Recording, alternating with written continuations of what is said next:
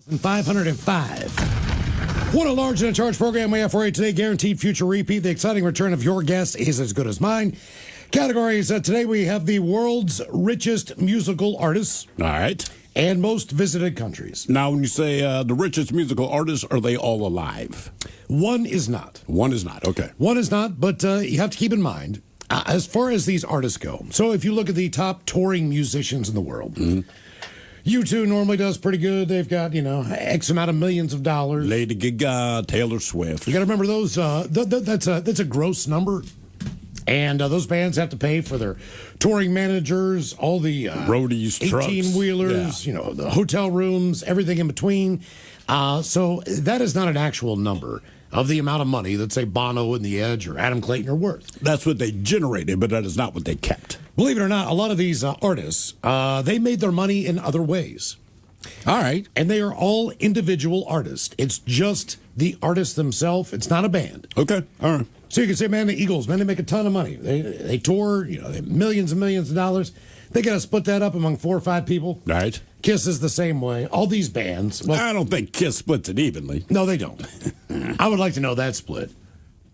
I don't know what the split is, but I know that when they did their reunion tour back in late 90s, it was going to be the big thing, Peter Criss bailed because they had the whole thing set up. And as he says it, anyway, Paul Stanley said, all right, man, we're going to write you a check for $1 million. Peter Criss said, I don't want $1 million. I want what you're getting. And Paul never explained how much he was going to make on the tour along with Gene, but he just said, look, they're going to pay Ace and Peter $1 million. That was not enough. No, it's not. Yeah, that didn't figure into the whole percentage there. The highest net worth of any of these is $2.8 billion. God. One person's worth 2.8. Another artist, 2.0. 1.2 billion. Yeah. So this is more like Jimmy Buffett making all the money off other stuff than being Jimmy Buffett. Exactly. Buffett. Jimmy Buffett. Jimmy Buffett, the Kobe man. Ladies and gentlemen, put the hand together. Everybody. Jimmy Buffett. Jimmy Buffett. Jimmy Buffett. Welcome to Margarita Bill. Is he drunk? Is it him? Oh, you're looking for Jimmy Buffett? 6 women, 4 men, 1 is deceased on the list of the richest musical artists. Jimmy Buffett plays at canned Margaritaville. Okay. Yeah, there you go. Yeah. Gold Corral's above it. Then we have for you the 10 most visited countries in the world. Now, this is pre-2025. All right. One of these countries is no longer in the top 10 list anymore. I can guess that one. Since 2025. But we're going back before that. So we've got the 10 artists that people like to visit the most. I'm sorry, the 10 countries, that people like to visit the most in the world. Those are your 2 categories coming up with your guess is as good as mine. If you had a list of musical artists people go to visit their home, it would have to be Elvis. I don't know of another. Yes. I mean, granted, he's dead, but still, I don't know of another famous musician or singer where you could just go to their home. I think it'd be Elvis, probably followed by Prince. Right, because he has the Paisley, but that's a studio and everything you can else. always drive by a home where someone grew up. It's not the same. But where you grew up. I want to know where you live. Like Kurt Cobain grew up in Aberdeen. That's where he grew up. It's an asshole. I don't want to see that. But that house costs more than any other house probably in the area. As far as the value, the long-term value of the home. Because he's lived there? Yes. Without question. I did see a video at one point in time where J-Lo goes back to, where's she from, Ted? She from Brooklyn? She's from New York City, right? Yeah, but what borough? Jenny from the block? I just don't know what the block is. I think it's anyway, Brooklyn. She she goes back to the brownstone that she grew up in. There's a video of her outside, and there's an old guy on the porch. And she says, I'm Jennifer Lopez. I used to live in this home. This is where I grew up. The guy said, who the F's Jennifer Lopez? Yeah, exactly. Typical New Yorker. Yeah. And just like, get off my property. Go away. Sounds about right. She wanted to go in and take a look. And he's like, hell no, I don't know you. So we've got the richest musical artist and the most visited countries coming up with your guess is as good as mine at 4:35. And today on the program, we're going to talk about things that you unexpectedly stumbled upon, things that you did not expect to see that day, things that took you by surprise. And we start with this whale, and a juvenile gray whale that amazed Washington state residents after it swam 20 miles up a small river, unfortunately was found passed on. And an official with a marine mammal research group suspects hunger may have driven the whale to new hunting grounds as the species population declines. Now, the whale was discovered Saturday near Raymond, Washington, in the Willapa River, which feeds into the ocean at, is it Willapa Bay? Or what? Somebody will tell me I'm wrong. Yeah, that's right. They throw it out there. They'll correct us. Number of gray whales are currently in the bay on their 5,000-mile spring migration from the birthing grounds in Baja California, Mexico, north to the feeding grounds in Alaska. That's got to kind of suck, man. I'm just saying, like, oh, dude, I was born in the tropics. Yeah, my mom says the food's up here. Where the hell am I? So, the larger issue that the population of gray whales in the eastern part of the Pacific Ocean has been facing since 2019 is reduced food availability. What do they eat? Do we know? I would guess what, shrimp? Is that what they're eating? Well, a lot of did they whales eat all- krill. So this not is the shrimp. gray whale, right? Isn't shrimp kind of krill in a way? Just the younger variety of it? I don't know. I don't know either. I really Somewhere between shrimp, prawns, and krill. The I only get time you lost. hear krill is if you're talking about a whale. Gray whales primarily bottom feeders consume really? roughly 1.3 tons of benthic invertebrates, particularly amphipod crustaceans, a myriad of shrimp, and ghost shrimp. So they do like their shrimp. Okay. So they feed bottom. Yeah. They're facing a major crisis. I'm the Rim Reaper. And the heart of it does not seem to be feeding on the prey. Yeah, I don't know they're into that. Yeah. All right. By the way, there have been Yeah, 600 they suck it on the bottom, dude. That's why I go skinny dipping. Oh, yeah. 690 gray whale strandings since 2018 till now. Don't mind me. I'm just going to lay on the bottom of the ocean and wait for a gray whale to go by. I heard the bottom feeders, man. I like what I like. Matter of fact, 2 whales just washed up in ocean shores. I heard that. You're Yeah. gonna try to, but that's a weird way to start your morning walk. You don't expect to see either one dead whale, 2 dead whales. Well, I think the worst thing on the about the beach. one in the river, my understanding is people had seen it in the river when it was alive. And they're like, oh, dude, that's so cool. So then, like 4 days later, you're like, oh. Dude, when I first saw it, I thought it was AI because it's like, what has there a whale in the river? Yeah, I guess But I mean, it was real. Obviously, it was too real because the whale died. Yes. Yep. I told you about the time I went down to the Outer Couldn't find Banks. enough bottom to feed on. And can they just go to fresh water? I assume.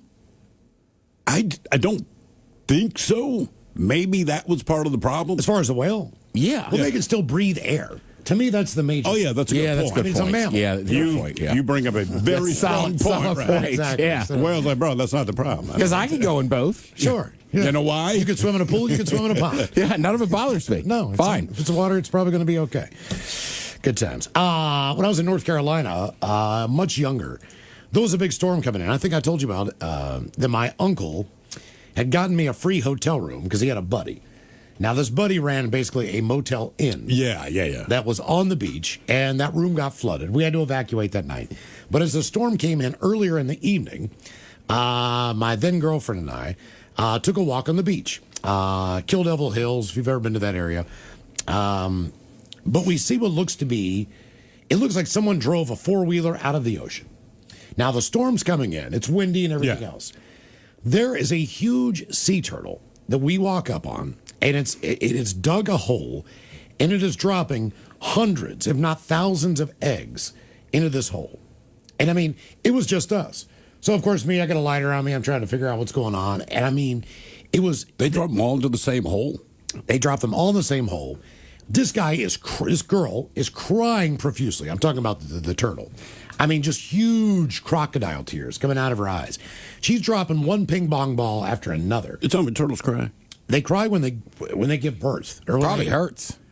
Yeah, I guess. I just didn't know the turtles I didn't know that shed either. a tear. But it was just so wild to watch this happen. So we stayed until the very end when she was done.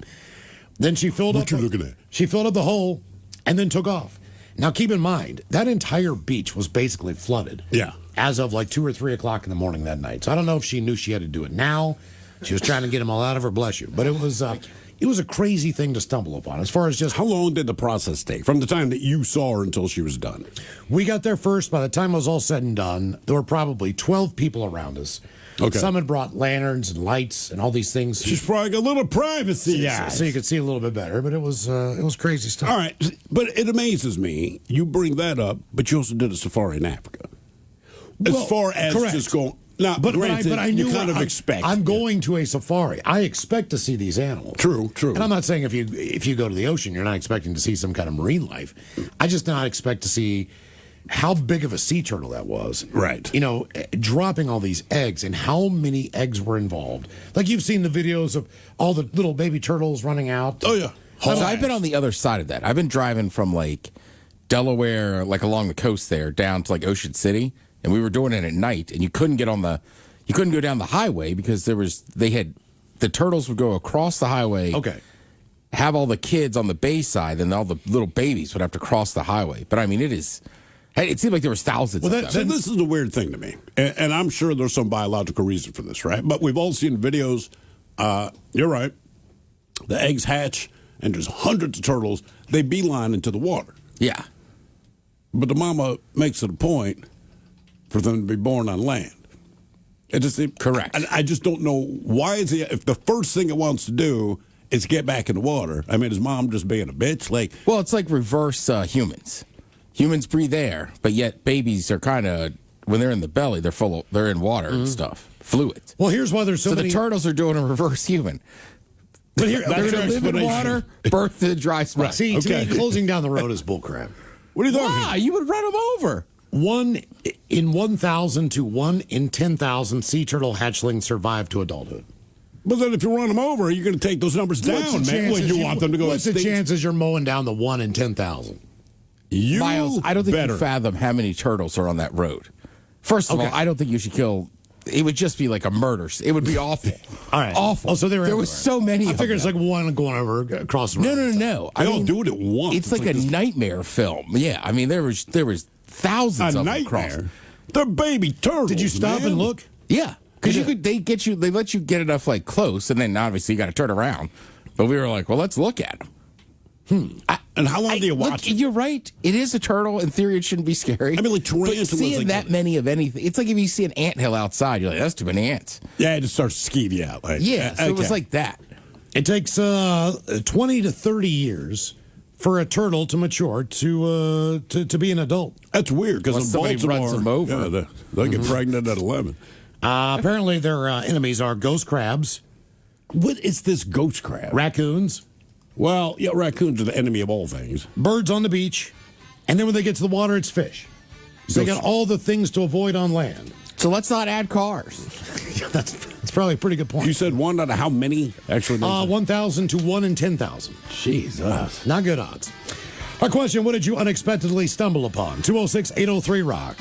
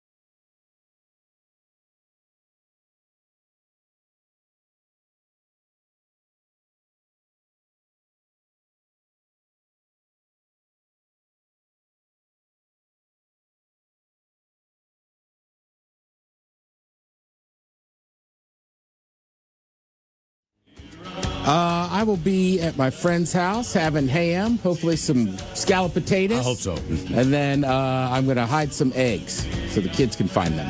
Where are you going to hide them? Don't make it weird, man. Well, it's the same house. A few years ago we did it, and then my friend, the mother, came over and she goes, "Kid's 5, man. We really hit him." Oh, Kid's 5. Yeah. Was he getting upset?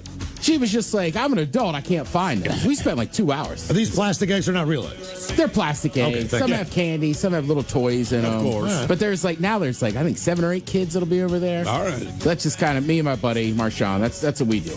Fill up some eggs and then we hide them. Okay. Put a candy in there? That's it. Some candy. Some of them will have like bouncy balls. Some of them have like the little guy with the parachute. Chuck it up in the air. Okay. And All right. He parachutes down. Depeche Mode and Personal Jesus taking on the Doobie Brothers on a Bad Choice Friday.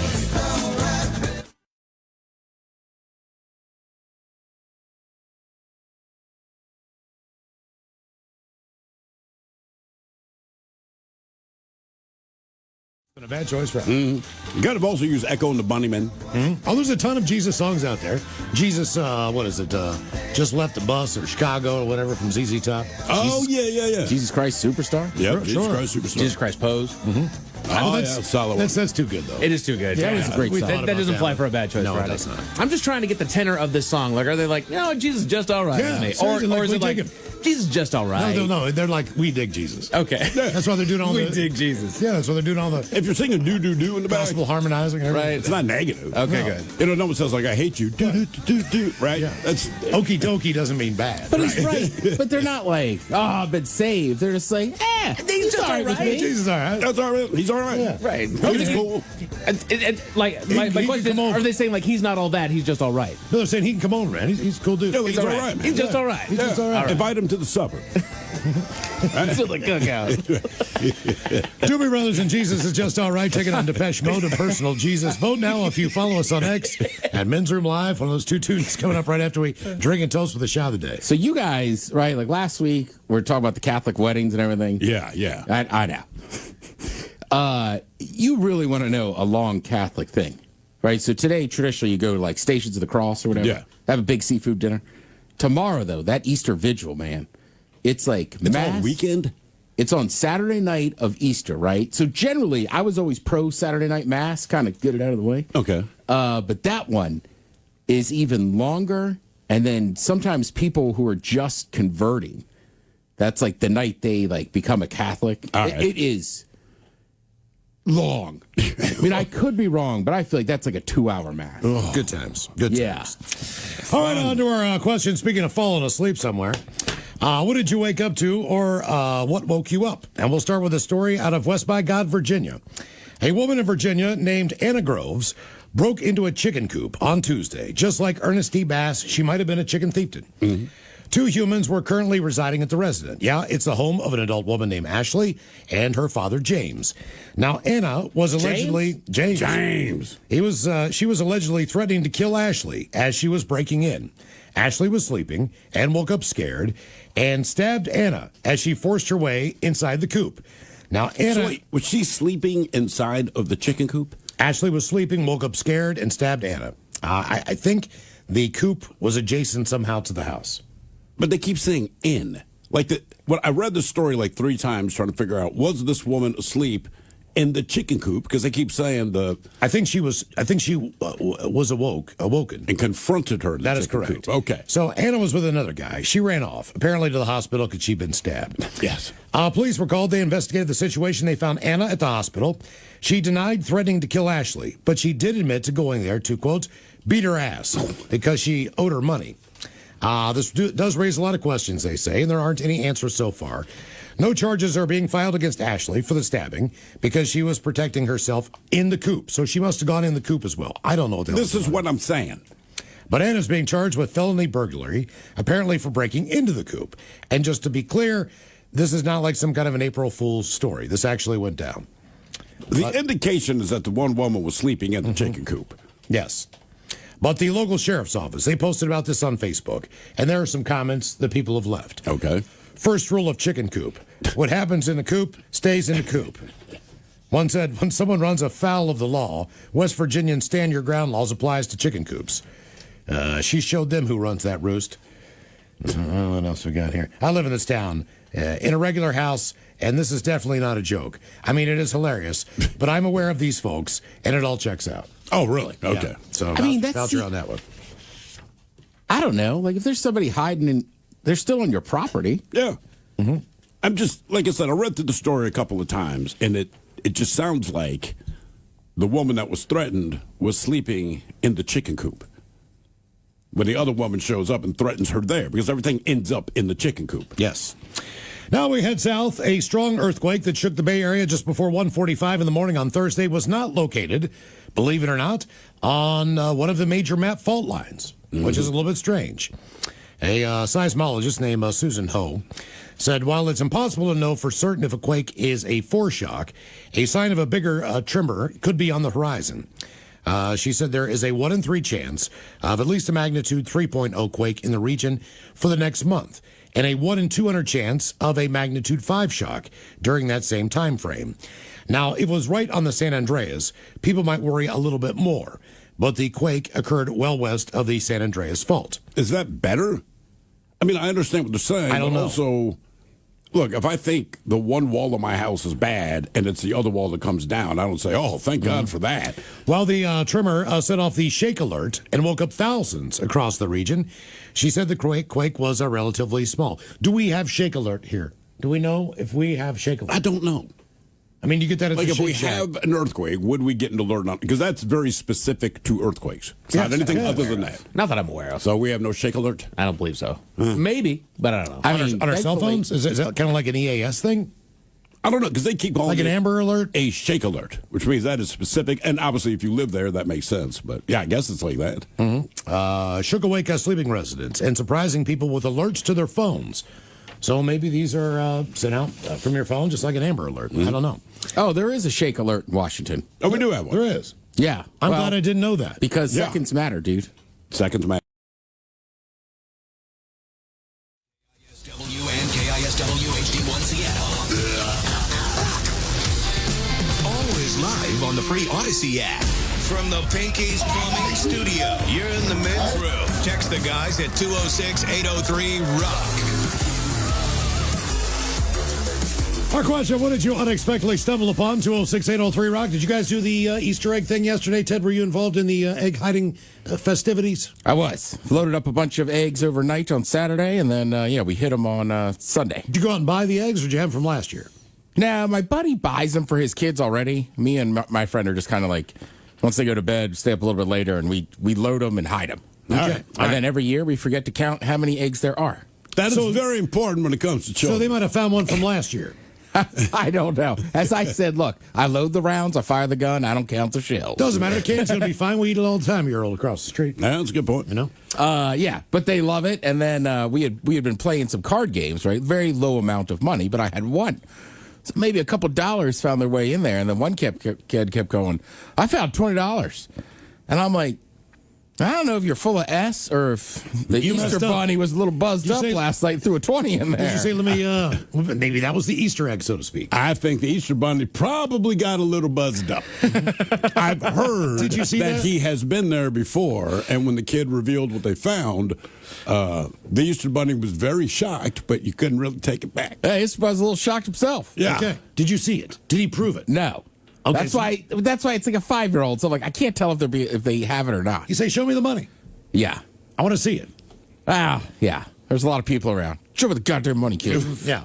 Now I'm going to give you $18. You're going to give me that 20 back. Easter Bunny rules. When do we stop doing? When does the Easter Bunny stop coming around for kids? Are your kids too old? Or are they? They're at the way bubble? too old, man. They were straight up. Like I said, we're at Target on Saturday. So my wife actually said, hey, do you want to grab 2 baskets?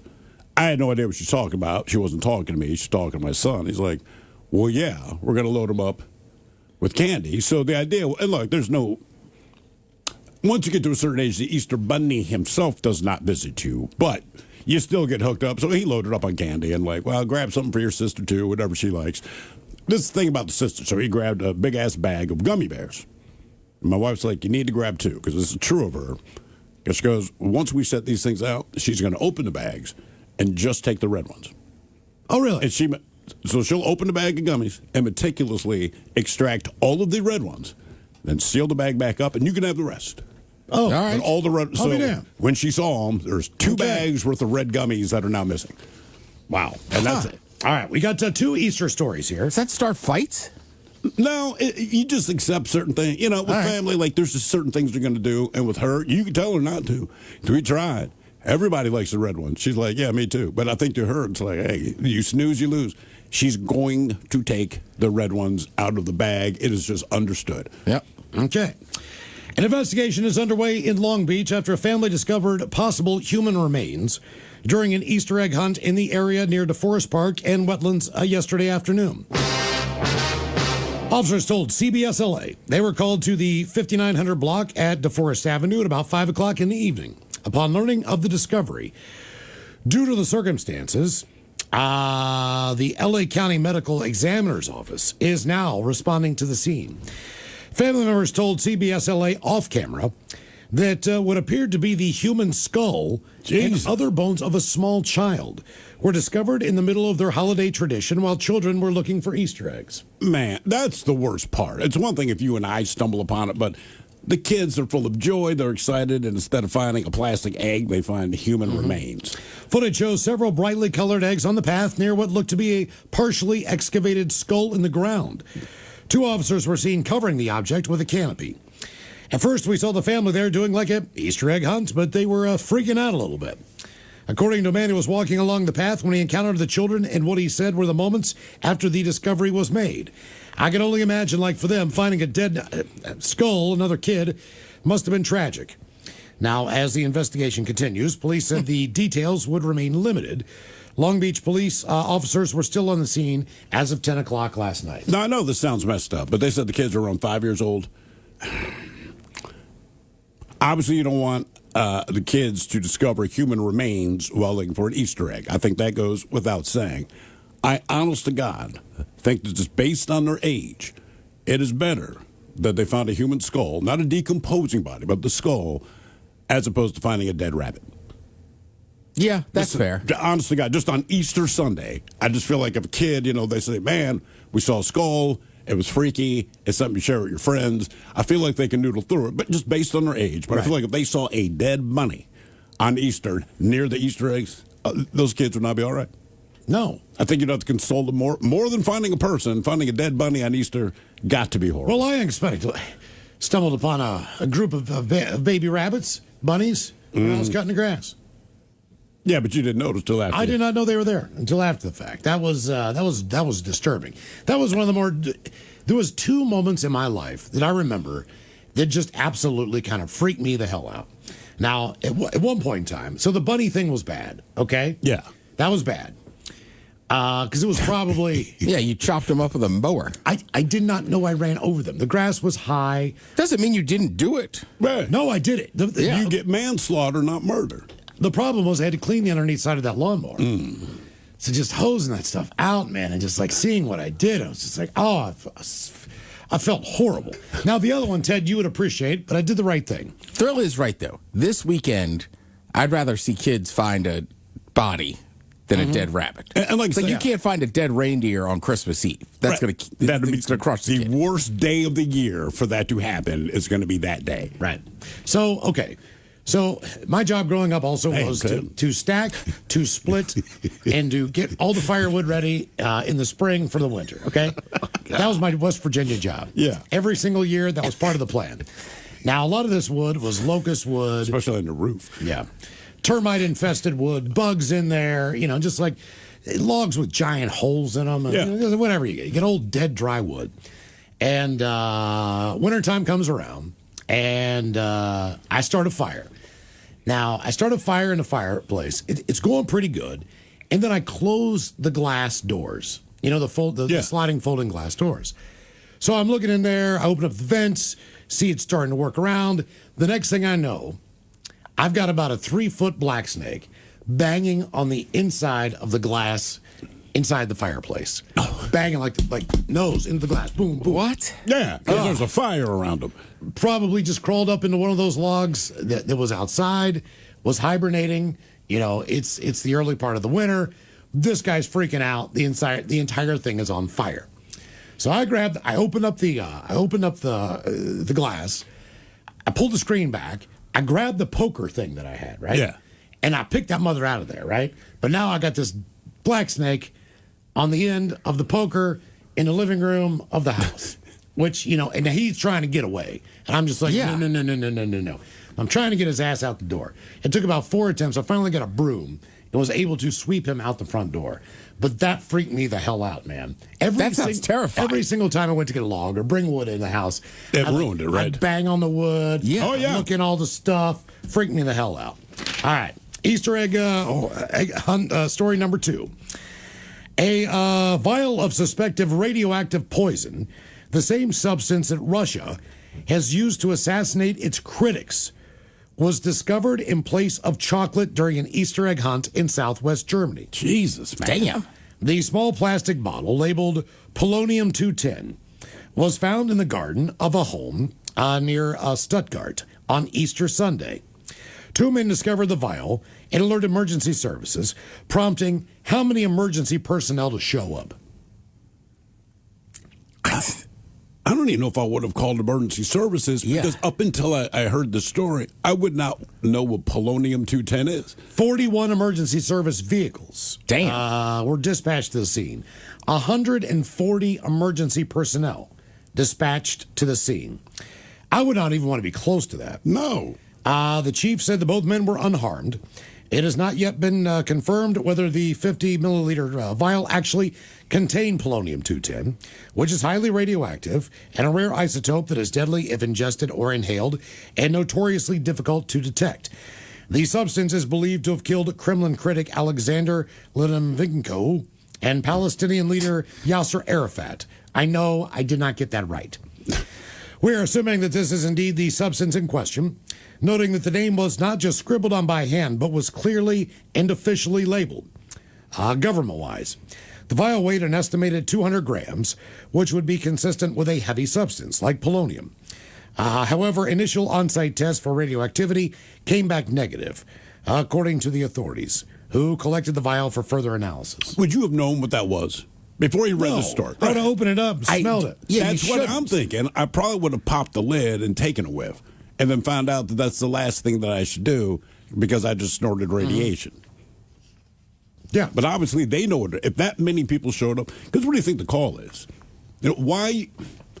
Those guys had to have some idea of what it was, or there had to be like one of those biohazard or radioactive symbols on there. Because otherwise, to me, the biggest thing I would have done is tossed it in the trash. I wouldn't think like, oh, there's a vial. Let me call emergency services. That's the last thing that would cross my mind. Absolutely. Right? So I don't know, man. I don't know how it was labeled other than the words, but even then, you'd have to know what polonium-210 is. I mean, I guess also, too, if you find a vial or whatever with powder, you'd be a little freaked out. I mean, I would be, but I still wouldn't think to call. But even then, I call Seattle Police Department. Yeah. Hey, man, I found a vial. It's probably drugs. All right, they're going to drag their feet for a second because it's not an emergency as far as they know. Even if I say, well, it's labeled polonium-210, I don't know that the average cop, who is your average citizen, would immediately go, my God, that's a radioactive substance. Maybe they do get trained on it. I mean, I don't know. It would seem so odd. I think your antenna would go up. Because, you know what I mean? Like, I don't think you could find bags of powdered drugs that just say cocaine. Yeah. Well, sure. So if that said polonium or whatever, I'd be like, what in the hell is this? Oh, the weird holiday thing that I found after the fact. Maybe they Googled it. I was going to say, that's the only thing. They might have maybe just they hopped Googled online and said, been like, Jesus Christ. Yeah. In the house that I grew up, when my mom moved out, I went back for one weekend to collect stuff. Should have taken the books with all the stuff I had in there. Stuff, yeah. Didn't really even come to mind until like years later when it dawned on me. But cleaning out the attic above the garage, and there was a crawl space that went like a 3x3 wooden square door. Yeah. That was in the side of the wall. Typically, when you open that up, we never played back there because it was all that itchy pink. Oh yeah, the fiberglass. Fiberglass insulation. Yeah. But there was no like plywood down to crawl back on that space. It was just a door that if you needed to access that crawl area, you could do it. There was plenty of storage above the garage. So I was going through all the stuff there, and I thought, man, I'm going to look in this hole again. So I just open up the door, and I look in, and there are a stack of boxes. And I'm like, what in the hell is that? So I reach in and grab one. It's a Christmas present. Yeah. There are 4 or 5 different boxes, okay, of stuff. Now, they're all labeled. Like 3 were for my sister Natalie. All right. And 2 were for my brother. So None for you. there was none in there for me. No. So you got yours. I must have got all my presents. So Sure, man. But they Yeah. missed these, all right? So I open up the first one to my brother Nick. And it's what in the hell is that? So I I gotta pot up something on the board so that when Mike wants to do something, he can still come Chime through. in. All right. But I think it's also connected to my computer. So I think I just got an email or something, so it went right. off. you should read it on the air. I don't. It shocked me just as much too. And I'm looking at it like I don't have an email in Yeah. here, so I don't know what that sound was. Sorry. Right. So open up the first box to my brother Nick. It is a Pittsburgh Steeler champion type sweatshirt. All right. Really, really nice. This had to be for like a 10-year-old. I mean, keep in mind, when my mom moved out, my brother, I think, was in grad school.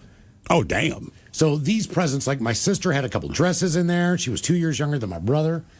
I mean, you're just looking at this. It was like a snapshot back in time because I'm like, I'm opening these presents. Yeah, I would too. I just want to see what was in there. The other one was like socks and underwear and just practical stuff. That's the one you hate. But there was one. There was the Pittsburgh Steelers sweatshirt, and my sister got like a really nice lacy, basically like a Sunday Easter dress. How much older are you than your brother? I am 7 years older. All right, so it's feasible that they would still hide their gifts and not your gifts for a few years. Yes. Right. You know what I mean? Like, yeah. I think at that point in time when I was in my teens, I had like 1 or 2 things that I really wanted. There was more on the pricey side. Sure. Yeah. Like one year, I just got a ColecoVision. All right, and you are done. Which was a video console that cost $200. You shot your wad, you're done. There's no more money left for you, as far as what we allocated for you. So. But they kind of made that agreement with you. Yeah. How bad Yeah. do you want? Like, you can get 5 of these Yeah. or that. And everything else I wanted from people was money. So I could go and buy the video games, which are still like $40, $50. Yeah, they were. They were pretty expensive. But that was weird. It was like a time capsule of stuff. But opening presents, in the middle of the summer. You know what would have been cool is if one of those gifts were a ColecoVision. I don't even know how you'd hook it up to a modern TV. It would but probably seriously, be worth money if it was still in the box. I would think so. I mean, the cost of the gift definitely affects how much you pay attention to it. Yeah. Even if you're just getting something for a friend or whatever, like you might misplace something, but you're right. Like the Nintendo, the ColecoVision, You know exactly the where you put gaming them. system, like you know where that one is. But here's the one that bums me out. There was a box in the corner that was a lot of my toys that I had wanted to save over the years, but eventually you just outgrow them. Yeah, of course. So my mom had a big box of my toys from growing up, and I had all kinds of crazy stuff in there. I had the electronic NFL football game. That was the worst game ever made. It was, but I kept it. And it was in a big long box, and it was part of the stuff in the box. All my Star Wars toys were in there, including I had a Death Star, which wasn't really a Death Star.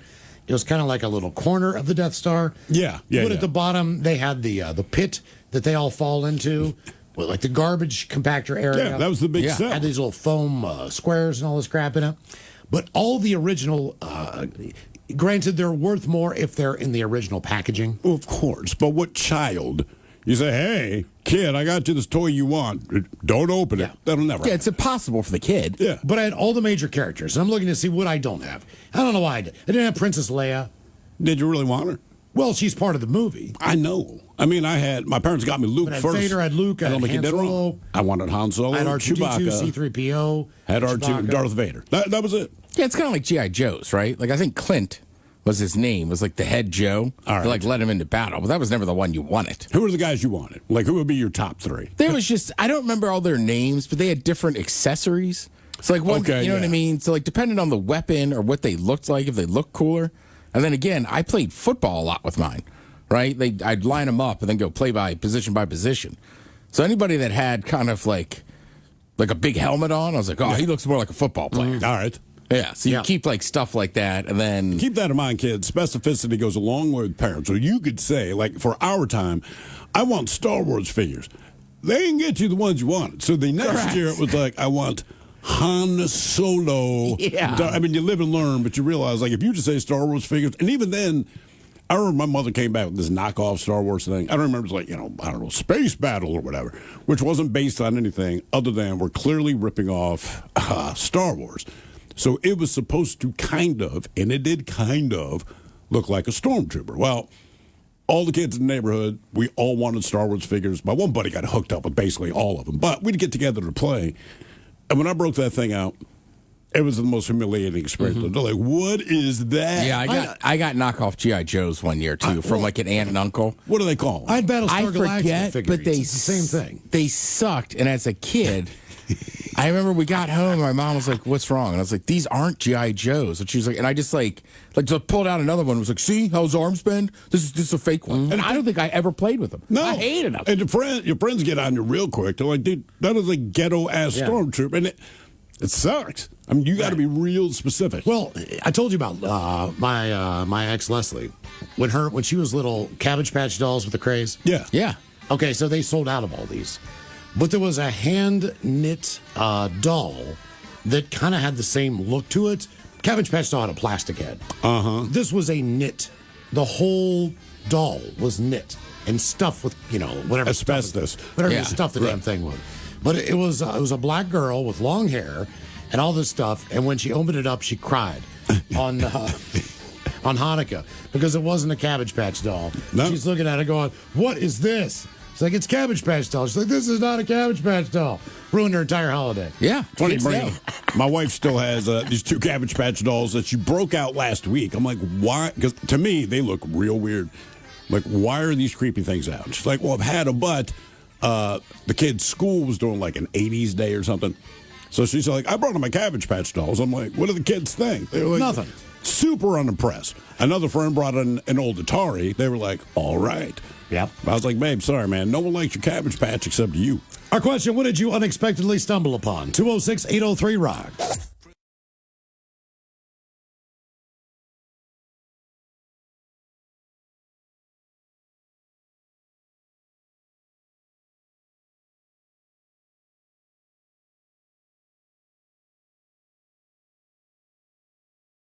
Thank you, Ted. Yeah. It's for residents and visitors in California, Oregon, and Washington. Huh. Okay. No immediate reports on injuries or damage, although the shaking was widely felt throughout the region. So that's another way to wake up. Somebody here says the Shake Alert is an app.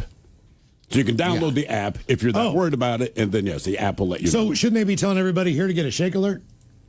If you're saying it's for Washington, Oregon, and California. Here's the thing. It should be twofold, all right? All right. Now, if I'm driving by Dick's Drive-In, I should get a shake alert.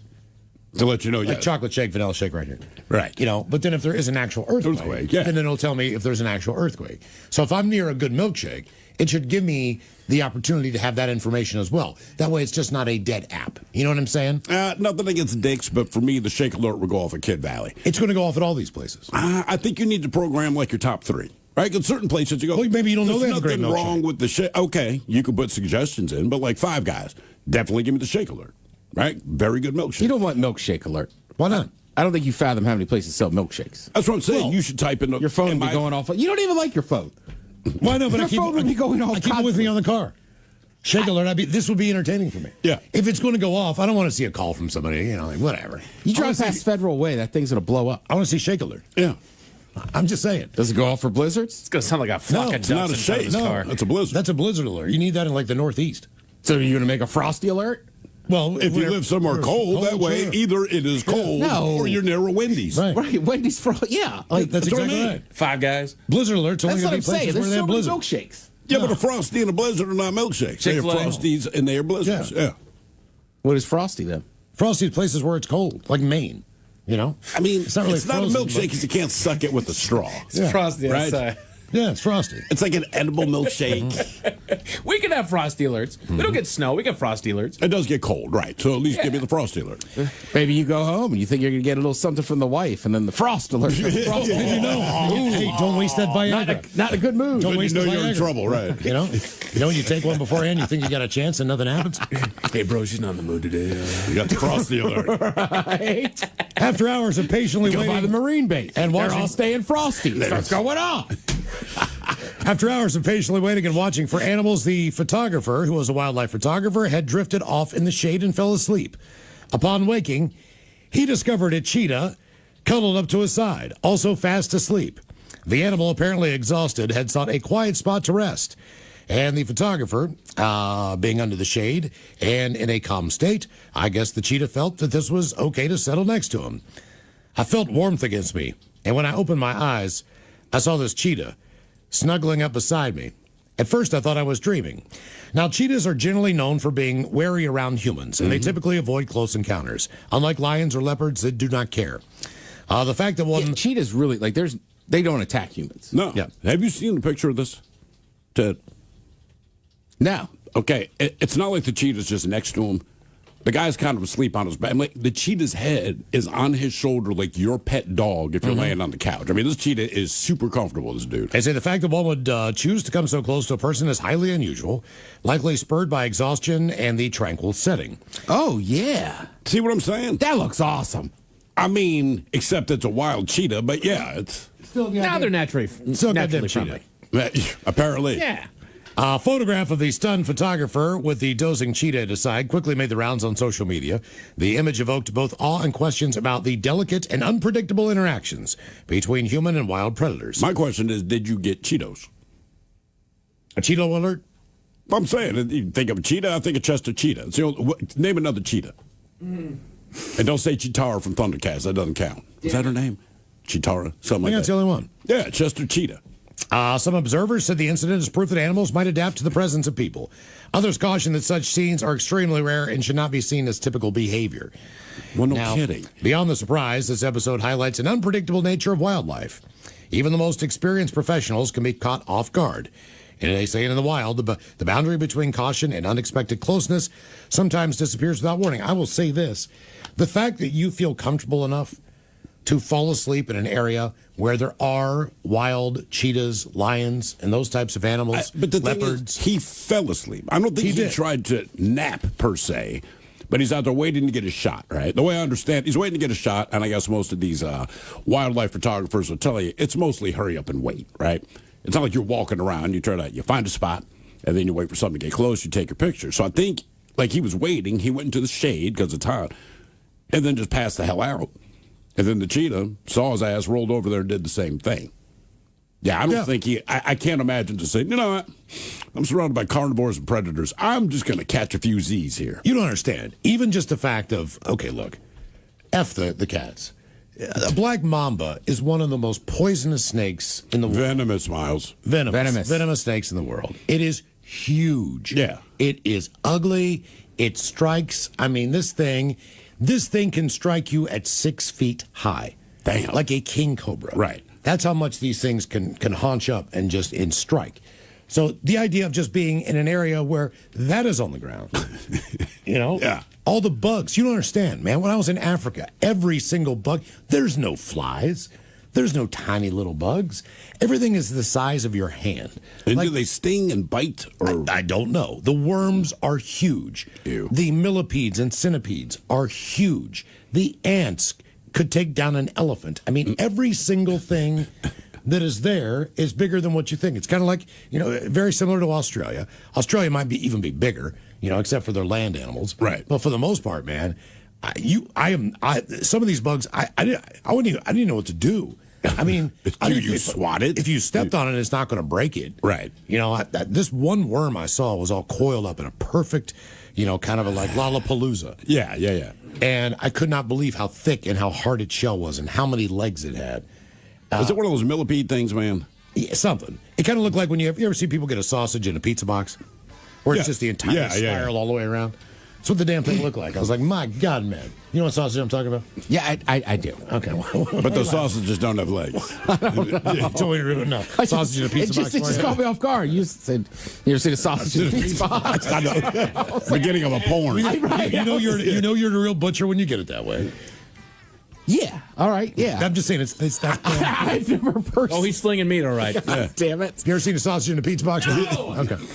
Well, I mean, I don't. You know what? To be honest with you, I don't. Don't know that I've ask ever a seen child that question. You'll just get arrested. Go ahead and go. It doesn't matter how innocent Sausage you're in a trying to pizza be. box. I don't think I want to. What did you wake up to, or what woke you up? 206-803-ROCK.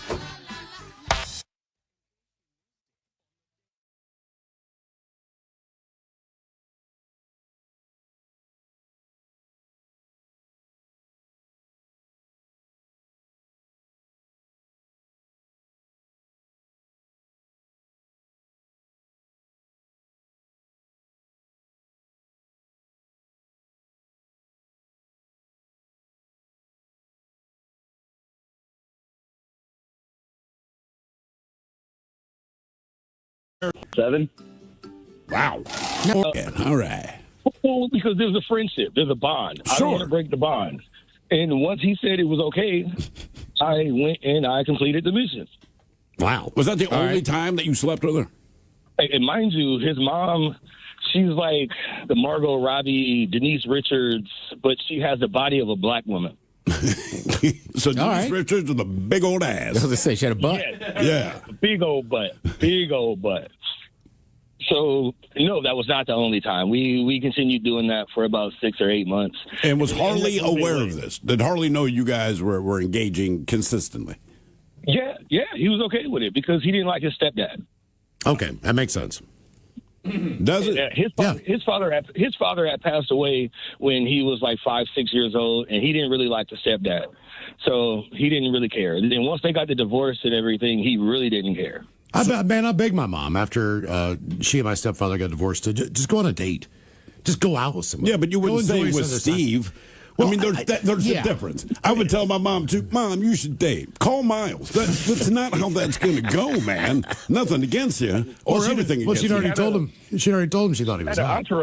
She had an entourage of other rich women that she kicked it with, and I was trying to get with one of those. But they all kept telling me, no, we don't want to step on any toes. We don't want to step on any toes. So I'm like, I don't understand what you guys are talking about. So I went to the other rich chick, and I went to the other rich chick, and they all kept telling me the same thing. I'm like, whose toes do you guys think you're stepping on? And then come to find out, it was the mom. Well, yeah. Oh, yeah, she called dibs. Mm-hmm. Yeah, she called dibs. Okay. Yeah, that happens. Nothing wrong with being the dib. No, it doesn't happen. That happens to him. What did you wake up to? I mean, I hear what you're saying. It never happened to me. And trust me, when I was Not with a mom, but... Yeah. What do you mean, just calling the dibs? Like, hey, man, this is... Yeah, I mean, look, it didn't happen in 20 years. But I feel like in your early 20s, sometimes you might hook up with one person in a friend group. Right. And then be like, ooh, that other one's kind of hot. And then, but that one's already called dibs. What do we call dibs there for shotgun for the car? Does that count? Right, can I say shotgun? Like, dude, we're talking about it. I think if you've hooked up with the person, yes. Oh, yeah. But if you go to a party and everybody's single, I don't think you can call it. Like, you try to hit on her, but You can somebody try. else goes 1st. Yeah, my only friend that was always successful was pretty much Leon. And dude looked like a Klingon. And again, I don't say that to insult the man. He looked like a freaking Klingon. He just wasn't a good-looking guy. But his confidence, it was like David Spade, right? Yep. He just has that confidence. For whatever reason, chicks dig this dude. Leon was like that, although about 1.5 feet taller than David Spade, but super confident. He knew what he looked like. And I'm telling you, this guy would go home with chicks all the time. I mean, we just could not wrap our head around it. He wasn't nice. He wasn't. He was tough. He was. Chicks Like like a real tough guy. Yeah, but it's not like he rolled into a party and started beating people's asses. You know what I mean? Just you knew he was a tough guy. The way he carried himself, he was a tough guy. Ugly man, and always left a party with someone, and it would drive us impressive. Crazy. I told you we used to share an apartment, and the way this apartment worked, I had to walk through his bedroom to get to my room.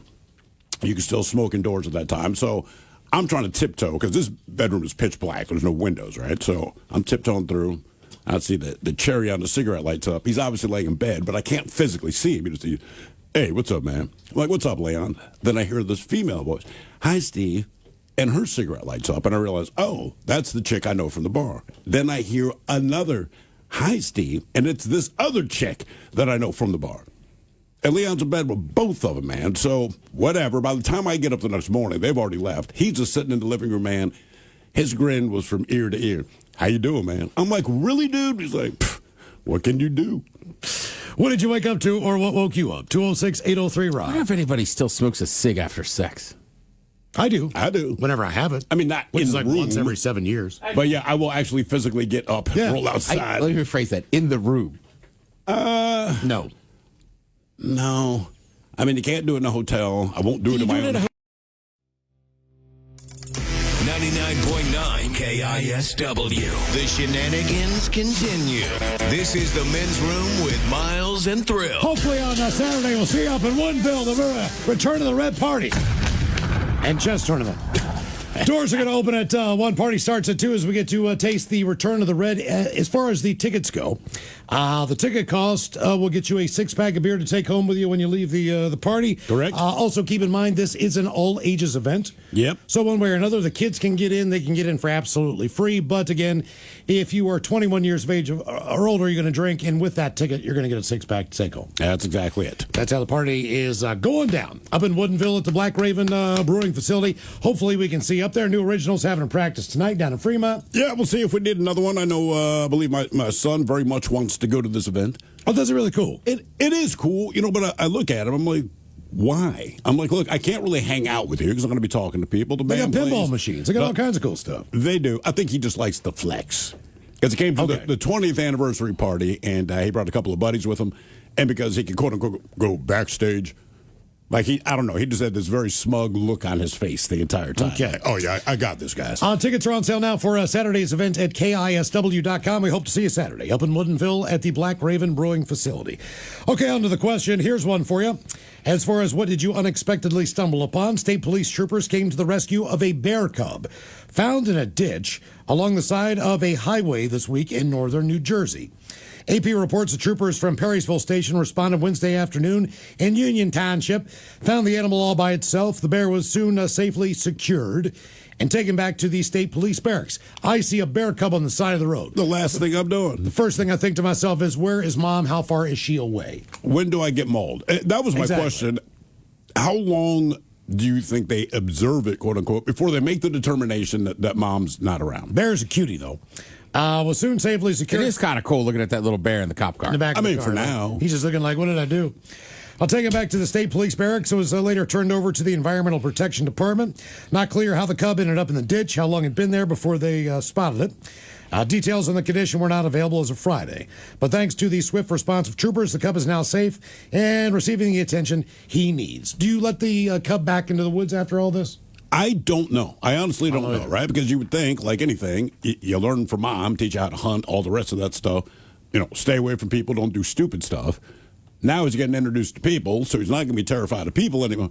I don't know, man. Maybe go to a zoo or something. But I don't think bears are like that. There's other animals where you specifically, like if they even smell human on them, they'll disown them.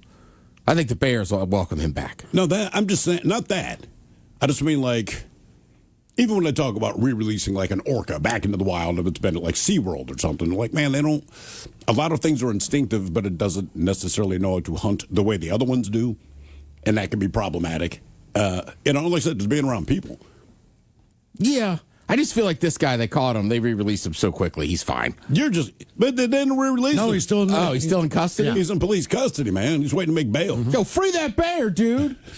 What did you unexpectedly stumble upon? 206-803-ROCK. Let my guy out. I hear you. I don't know. Free the bear. Crap, man. That would just own a bear. What do you do with it?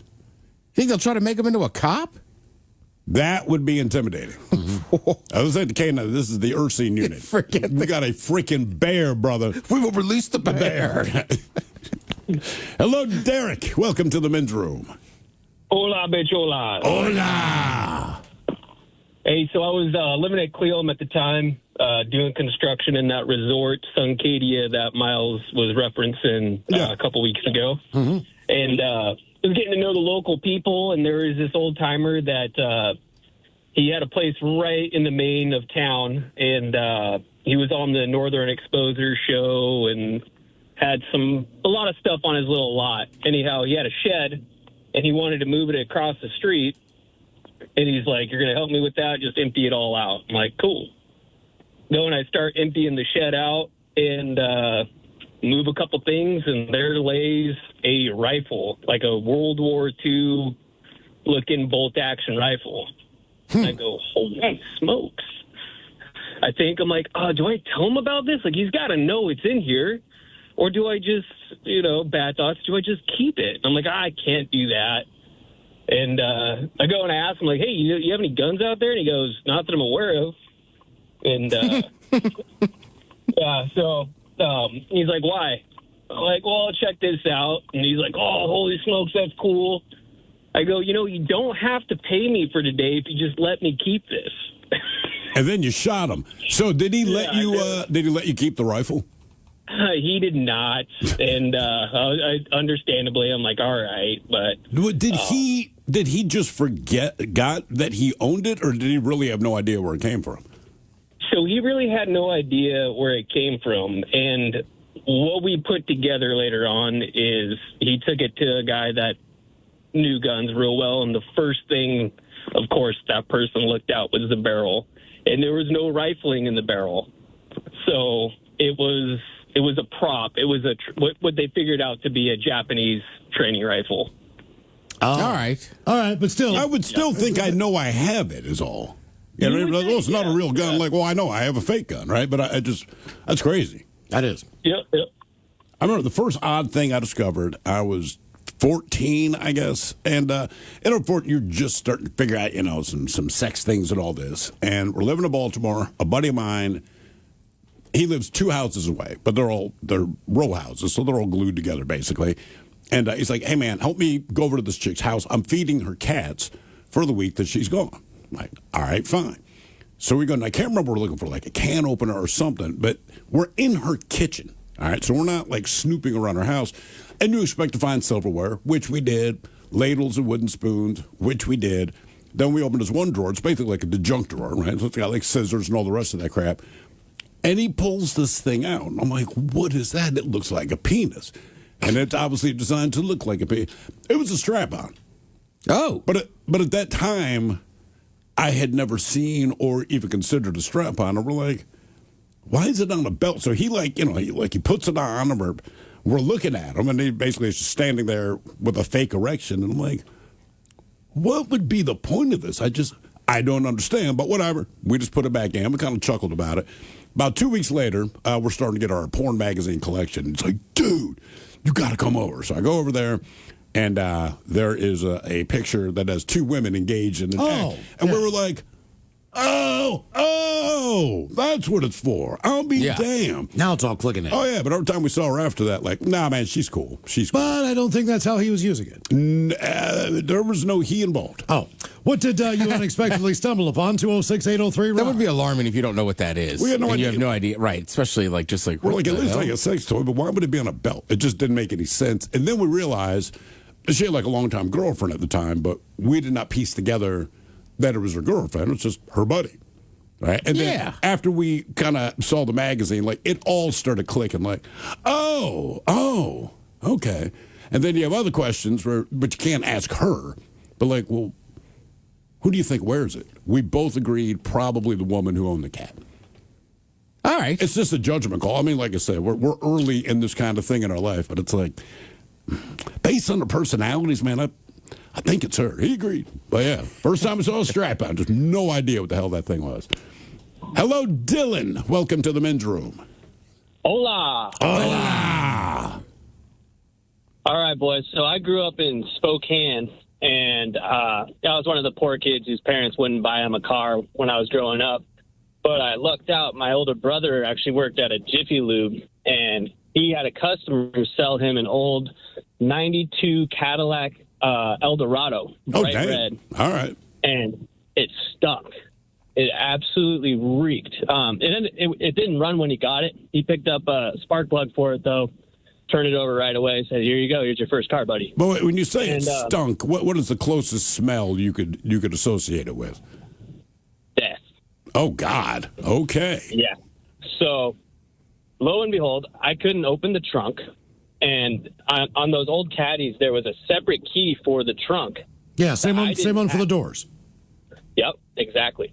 And so we ended up getting a locksmith out there, got us into the trunk, and in the trunk was a bunch of old meat wrapped up in butcher paper, no labels on it or anything like that, just rotten meat. And my dad said, we're going to burn it. You're going to burn the meat, or you're going to burn the car? We burned the meat. So we lived on some property. We had a couple acres, so we threw it in a burn barrel and burned it all up. But to this day, no idea what that meat was. Did you get the smell out of the car? Oh, after weeks of, we did the ozone machine. I would baking soda everything, and the smell eventually went away and was replaced with kind of that baking soda vinegar smell. Okay, now you say that, but like anything, you're going to kind of get nose blind to it. But say you pick me up. No. I've never been in your car. You've had it for 3 months. Would your friends get in and say, "Man, something smells dead in here"? No, I think I thoroughly, absolutely soaked that thing in vinegar. What you said that was a Cadillac? Yeah. 92 Eldorado? That's a big 92 car. Eldorado, bright red, 2-door. Jesus. How many times did you hit another car when you opened it in the parking lot? I never did. Oh, yeah. Yeah. I had that thing maybe only about a year until it all went haywire, but it was a real fun first car. Yeah, that's an awesome looking car, man. Yeah, we had a big-ass Pontiac Grand Am 2-door, 1973. And, those cars were made just 100% steel. It's 2-door. The doors weigh 8,000 pounds, right? But my father would lose his mind every time we pulled into a parking lot. He would tell me, my brother, hey, do not hit the car next to us with the door. And we hit it 100% of the time. It was so hard not to. And look, we weren't trying to. It's not like we... Yeah. Because we knew the wrath that was going to come down. So you're doing everything you can. But, like, those car doors weighed so much. It's like, dude, there's truly nothing we can do until we finally got a Ford. I closed my toe in that door once, man. I had, wasn't even Chucks. Was it Keds? That kind of looked like... Okay. So I had a pair of navy blue Keds on. It's just me and my mom. And I had to step outside of the vehicle to grab the door, start tugging it toward me, then to give it one big push. But as kids are wont to do, I did not check to make sure all of my body was under door first. I remember that thing closed on my toe. I screamed so loud. My mother was convinced my toe was going to be severed. And she told me this before I even got the door open again. It wasn't. It's just a little. So I was very grateful that I still had my toe. Maybe she said that just to intentionally minimize how bad it was when I did. But either way, I remember that pain. And look, like anyone, there's been a billion things that have hurt. I remember that one as one of my top 3. As far as like, oh my God. Yeah, and like, I'm with you. Like, it seems, as an adult, it seems crazy. But as a kid, I felt like everybody did that at least once. With a finger or toe. And it's the, oh God. It is. But now you're super calm. Every time I get in the vehicle, you can't even scream. This sound doesn't come out of your mouth. You're like, First time I saw someone, I didn't even know if it hurt. Again, my brother's 5 years older than me. He's maybe 9 at the time or something. But I don't remember what we were trying to get. It was on the top kitchen shelf. But my mother had one of those, the actual little teeny tiny irons from the, turn of the century. But it's made out of solid iron. Anyway, I think I was holding up cookbooks, but it fell off the shelf and landed point down on his big toe. oh God. Oh God. And I thought he was super tough because he looked at me and his eyes were real big and his mouth is open like he's screaming, but it was dead silent, right? So I'm like, whoa, man. And then the tears started coming. And I'm like, I bet. oh, you're in that much pain. I see. What did you unexpectedly stumble upon? 206-803-ROCK. Hello, Kenny. Welcome to the men's room. A.K.A. Old Man Kenny. Steve. Old man Kenny. Welcome to the men's room. Hola. Thanks for having me, guys. Hola. Hey, so in 1977, I was 17, and I had 2 floor tickets to Led Zeppelin. And as we did back then, I'm showing them off to all my buddies. Had them in a beer stein on my dresser.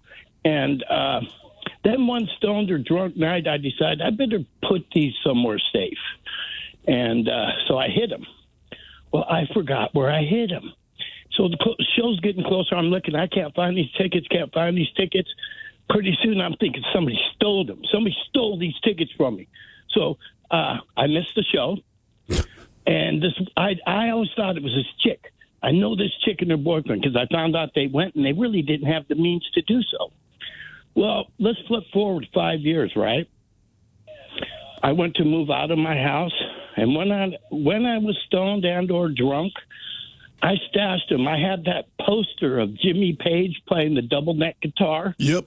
I stashed them behind the thumbtack in one of the corners and found my Zeppelin tickets 5 years later after the show and didn't get to see Bonzo and the original boys. I hope, if nothing more, you still held on to the tickets. I did. Okay, good. I did. Yeah. Just like the Rolling Stones one, when the tickets were cool, rainbow colors and just really cool cool looking tickets. I have a lot of tickets. Look, man, if there was an option where if I bought a ticket to an event and I could spend $5 to get the actual physical ticket mailed to my home, even if it did not work, Yeah. I would take that option. I would do it too. Yeah, it's cool to say you have the ticket. Yeah, it just reminds you of what you've done in life. I knew that- Sometimes you forget stuff until you go back and look at those ticket stubs. I knew I was getting old when I had to explain to my son what they were. He's going through this big souvenir box, right? And he pulls out one of these big fat tickets. It's like, what is this? And it occurred to me, I'm like, this dude's never actually seen a ticket. I'm like, dude, it's a ticket to a concert. It's like, yeah, but why did you have this? And so I had to explain, like, look, everything goes to your phone now. I get it, but I'm like, they used to physically hand you this, but he thought it was fascinating. I'm like, yeah, that ship has sailed. What did you unexpectedly stumble upon? 206-803-ROCK.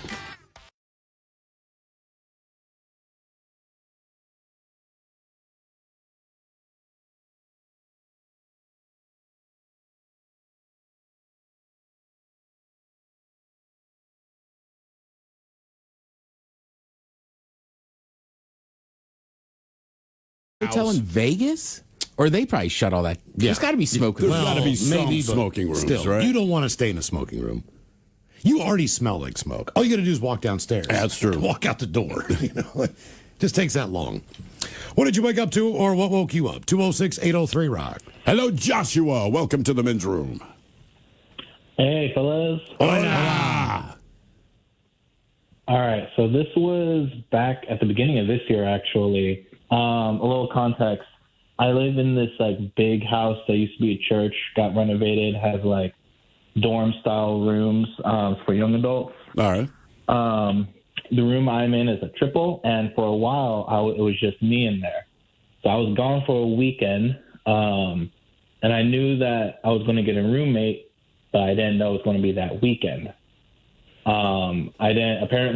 People were trying to get to me to say, hey, can your roommate go into your room and stuff since we have locks? I didn't see that, so I didn't know. So I come back, still not thinking about it. I go to bed, and then I usually wake up sometimes in the middle of the night. When I woke up around 4:00, and I heard some rustling, and I was like, "Who was there?" And my roommate was like, "Oh, hey, man, it's just me." And I was just, I don't know, it was just funny. That was the first time I met my roommate. But he said it's just me. Yeah. I mean, if I've never met you before. I probably saw him before, since we do these events and stuff, and I probably met him before, but I just didn't. I mean, it was dark out. The room was still dark, so I couldn't see who it was. Okay, that's fair enough. Yep. I remember waking my dad, came home late, not past curfew or anything. It's 1 in the morning, and I'm tiptoeing in the house, and I kind of hear my father edge to the top of the stairs, and you just hear this voice. He's like, "Joe, is that you?" I'm like, "Who the hell is Joe?" He's like, "That's the right answer." I was like, "Oh, okay." He's like, "I just wasn't sure if it was you." And if they had said, yeah, he's like, "I was going to come down there and handle business." I'm like, "All right, I didn't know that's a thing you did." It's like, "Now you do. Good night." I mean, Miles, you might agree. If you live alone, if I have friends staying over, Yeah. right. For instance, when DB was out here, right? So I knew we're going to party a little more than say when my mom's in town. Yes. But even that, I just woke up one morning, he's standing over me, "Hey man, you want to go get?" I'm just Jesus Christ. Yeah, we can go get a coffee. Knock. It's hard. Well, you've been roommates for years. What's the difference? It's fine. You're right. Because it was years ago. It was years ago, and I've gotten very used to living. I just didn't expect somebody to just be looking at me. Well, even when the kids, when they get old enough to start walking, right, and they know where your bedroom is, they will come in at any time. And depending on the kid, my son would wake us up. So he would come in and physically, grab you and kind of shake you, Dad. Kind of go. That kind of, it eases you into waking up. My daughter would just be standing there, because she kind of does now. She's very patient. She will wait. She doesn't want to disturb you, but you are asleep. But even when you're asleep, somehow you're like, someone is watching me, and you roll over and it's just the silhouette of your kid, and it scares the living bejesus out of you every time. Jesus Christ! Sorry, baby. What did you need? But they would do it 3 times a week. Yeah. Until they grow out of that habit. It's weird, man. It's just weird. What did you wake up to, or what woke you up? 206-803-ROCK. Hello, Mike. Welcome to the men's room. Hola, guys. Happy Friday. Hola. Positive Friday. Positive Friday. I'm sorry. I messed that one up. Hey, Thrill, You said your go-to is Cinnamon Toast Crunch cereal? That is correct, sir. Do you know what I found at Hagen's there about a month ago? Either the Cinnamon ice cream. Toast Crunch ice cream. Yep. People have told me. I've had it once, believe it or not, and it is delicious. It is phenomenal. They've just got the seasoning in a can. They've done so many things with it. I have Cinnamon some rolls. of that at home. Yeah, and I'll stick with the cereal. I have nothing against the ice cream. I would just eat too much ice cream. I hear you. Anyway, I used to be a long-haul truck driver. Owned my own truck, ran in all 48 states and stuff like that. And I was running real hard one night coming across Iowa. And I needed to get another 300 miles, and I wasn't going to make it if I didn't get some shut-eye. So I pulled into this rest area, and I pulled up behind this flatbed. And I made the cardinal mistake of leaning over the steering wheel to fall asleep. I was just going to get like a 20-minute cat nap, and I'd be good to go.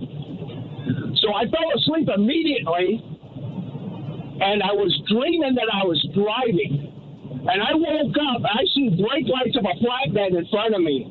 I jumped on the brakes. I literally screamed because I thought I was going to hit this flatbed. Then I realized I was sitting in the rest area. So it's time to go to bed. Yeah. It's not worth it. That's a terrifying feeling, man. Falling asleep at the wheel. Oh, Wow. Jesus. Man, Jesus. man. Yeah. I've done it twice in my lifetime. I remember exactly where I was. Have you ever Exactly done the it as a long haul trucker?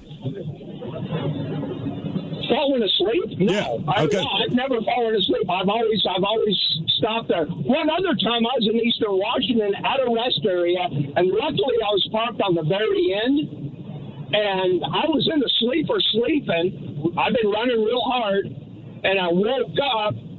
I actually didn't wake up. I jumped up and jumped into the driver's seat, fired the truck up, and took off. And I was going down the on-ramp when I woke up. Oh, jeez. Wow.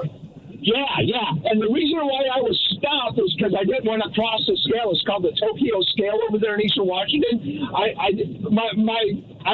My log books weren't caught up at that point. And so I ended up going across this scale. I had my seat clear down on the floor, and I'm driving in my underwear. I'm praying to God he doesn't pull me in. Jesus. Right. Good times. Thought about a trucker driving in their underwear. It just disturbs me.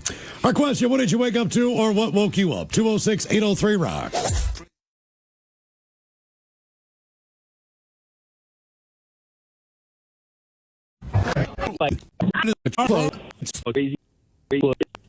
It's made out of boa. Then welcome to the men's room. Hola, bichola. Hola. So, I grew up in North Bend. Can you guys hear me all right? Yeah, we got you. Okay, cool. I grew up in North Bend, and I don't know if you guys are familiar, have been to the area. You know how wooded it is. Yeah. Yeah. So we were, it was me and two of my best friends lived right by, like, up Mount Side Road. It was like the first road on the left, and right around the corner on the right, it's, you know, right as you cross the Snoqualmie River, that we had three houses that were two of my best friends, and we were always back and forth down at the river, camping out, doing whatever. And this was before we were drinking and partying or smoking weed or, you know, whatever. We were about 12, 13, and so we decided to pitch a tent in my buddy's backyard, and it's at the edge of this really big field, and it's about the size of a football field of grass, but it's surrounded by about 100-foot tall trees all the way around. And we got all jacked up off of, you know, Red Bulls and sugars and sweets and whatever. And so we finally crash out. I want to say probably like 2 o'clock. I wake up about an hour later to this. To me, it was a monster. It sounded like I could hear it and feel it yelling and screaming and whooping and making these crazy noises that scared the bejeebus out of me. And it sounded like it was about 20 feet in the air. and it sounded big, and it wasn't. I know what cats make, what sound like mountain lions make, and it woke me up out of a dead sleep, and I'm freaking out, and I wake up my buddy.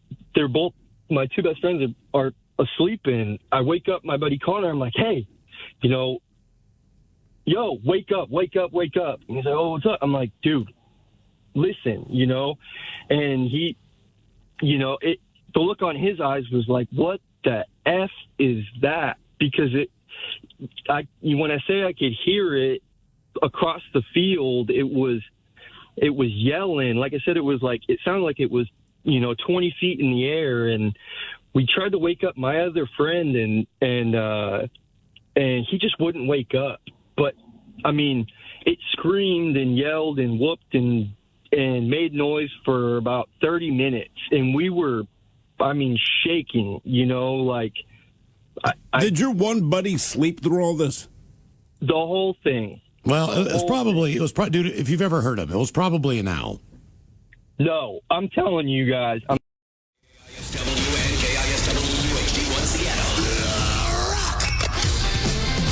Always live on the free Odyssey app. Text the guys at 206-803-ROCK from the Pinky's Plumbing Studio. You're in the men's room. Your guess is as good as mine. Categories come up: the world's richest music artists and the most visited countries. We'll play a little Your Guess is as Good as Mine count up at 4:30 right after emails on our question, what did you unexpectedly stumble upon? 206-803-ROCK. Which reminds me of the time that me and my Boy Scout troop went on a hike, probably 2-3 day weekend thing, along a river, the Cheetah River in West Virginia. All right. Now, as you leave the lake, the trail gets more narrow. There's more hiking opportunities, more places to camp, but the water is really not accessible unless you're coming down the river, like on a kayak or a canoe. All right. So they have motorboats in the lake, but when you go upstream, you get more rocks, get more rapids, and all that crap. Coming around a turn, there's a huge-ass boulder in the middle of the river. This is the first time that myself in my lifetime, because I never walked in on my parents, that I saw two people engaged in coitus live in the open. I had never. All right. What, were they on the boulder? They were on the boulder in the middle of the river. Nice. Had a blanket out or a towel or whatever, and they were going at it. And I mean, for a Boy Scout troop, I mean, we're all 12, 11 years old. Yeah. I mean, this is kind of huge. This is what we want to. This is who we want to be. Yeah, of course. All of this and more. And man, we stopped, and my scoutmaster said, just keep your head down, don't look. Don't say a word. Just keep your head down. I will do one of those two things. All of us. I mean, we had never seen. Could they see you guys? No. We walked right by them. They might have known we were there. I mean, we weren't quiet. Sure. But I just don't think they cared. And either if you're having sex on a boulder in the middle of a river, you do not care. It's one thing to have two hikers go by you. It's another thing to have a troop of Boy Scouts. Yeah. So maybe you just go like, all right, man, there's not much we can do about it at this point. But I've never seen live boobs before. That's huge. So to me, this was just like, wow, man, that was the greatest camping trip of my youth. That was the first time you saw real boobs? We told everybody. Yeah, of course. When we got back, man, that was the only story in school. People were coming up like, what do they look like? And for sure. What did she look like? Better than you imagine. And you're like, I don't know. It was the greatest moment of my youth from that age. Man, the first pair of boobs I saw was very unfortunate. It was an old lady who happened to bend over. And you remember the scene in Something About Mary? Yeah. It was basically that. And I was just I was maybe 8. But you just had better expectations. And I knew she was old. I get it. But I'm like, that's the first pair I see. And it was awful. And it is burned in my brain. I could almost describe them perfectly, but I won't because it was terrible. Yeah, I mean, the house I grew up in, right, we had these neighbors that lived across the street, right? I talk about, like, the fireman. But then his family moved, and, like, a couple people would go. Like, a lot of people would rent it. Yeah. And then this couple moved in, and I guess they had a gym. They had converted their basement into, like, a gym or whatever. So the woman was attractive, right? She was like Hawaiian but she opened the door once, and I had to be in high school. Me and my buddy are standing, I'll never forget, we're standing in my driveway drinking either sodas from McDonald's or Big Gulps. And she opens the door, and it's just wearing like workout shorts and like a sports bra. And she's like, "How you guys doing?" And he just dropped a soda. I mean, that wasn't even a nipple. That was just her, just like he dropped his soda. Oh yeah, just immediately, just hand open, soda drop. She starts laughing, like I'm elbowing, like come on, dude. Yeah, like it was bad. But and look, nowadays, I get it. It's more acceptable to wear like athletic clothes around. But like, that was rare to see somebody just to like back that then, sports yeah. top in like the late '90s. Yeah. What did you unexpectedly stumble upon? 206-803-ROCK. Here you go. A long forgotten scrap of Bob Dylan history just fell out of a Beat Poets book. A torn line sheet bearing a working draft of Dylan's song "I'm Not There" had been found tucked inside a copy of Allen Ginsberg's Angkor Wat. The paperback once belonged to a woman named Sally Grossman, wife of Dylan's early manager, Albert Grossman, and a close friend who appears with him on the cover of 1965's Bringing It All Back Home. Now I know the name of the guy on that album cover. Now, Ginsberg inscribed the book to her in 1969. The lyric page apparently sat undisturbed inside until a bookseller leafed through the book. The 1967 draft, believed by Dylan experts to be extremely rare and a work in progress for a fan favorite track, goes on auction this month with an estimated value between $250,000. A little less than that. $25,000 and $50,000. Okay. All right. But it's also a broader sale that also includes Michael Jackson's handwritten black or white lyrics and material tied to a Radiohead's OK Computer. Arriving after typewritten Mr. Tambourine Man, those drafts fetched more than $500,000 last year. Damn. Yeah. You'd have to think that stuff will get super expensive once he passes away, though. I mean, it's already expensive. But, right? Like, is that because terrible, he's still alive that it's a little bit cheaper and not like hundreds of thousands? Look, if you had the money, I would say, Ted, buy it now. If you're a big Dylan fan, because he's getting up there in age, and you're right, that thing will quadruple in price. Mm-hmm. And if you like him, go see him. If he's going to come back around one or two more times, take that opportunity. Now, here's some weird cases of people, all right? Nearly 32 years after a teenager disappeared in Arizona, authorities say she has been found alive, which breaks all of the math equations on missing children. Absolutely. The Gia County Sheriff's Office, Wednesday, announced investigators recently located Christina Marie Plant, who seemingly vanished without a trace from the mountain community of Star Valley. In May of 1994, she was 13. All right. So she was a teenager when she vanished. At the time, she was last reported walking to the stable where her horse was being kept. That prompted an extensive search and a flyer campaign, but without any viable leads, the case eventually went cold. Now, the case was never closed. However, was later moved to the department's cold case unit, utilizing advances in technology, modern investigative techniques, and detailed case review. Detectives developed new leads that ultimately led to a breakthrough. Citing her privacy, officials are not releasing further details about where the 44-year-old woman was found. Wow. So they're citing her privacy. I'm assuming not just that she's alive, but alive and well and doesn't want to go through all this. Yeah. Speaking of her current circumstances, whether any criminal charges are expected, but her status as a missing person has been officially resolved, according to investigators. Why don't they do the milk cartons anymore? I know they'll send out an Amber Alert, but like the Amber Alert typically goes through people's minds for about 10 minutes. Then maybe you see it again on the evening news. But when I was growing up, man, like if a kid was missing, and it did not matter where in the country, if you bought a half gallon of milk, there they were. Yeah. And not only that, but it traumatizes the child, which is a good thing because they drink less milk. They don't want to pick that up. They don't want to drink all your milk. I think it's a great idea as far as the parent goes because you're not going to go through milk as fast if you've got some 9-year-old that he's missing. It says, missing.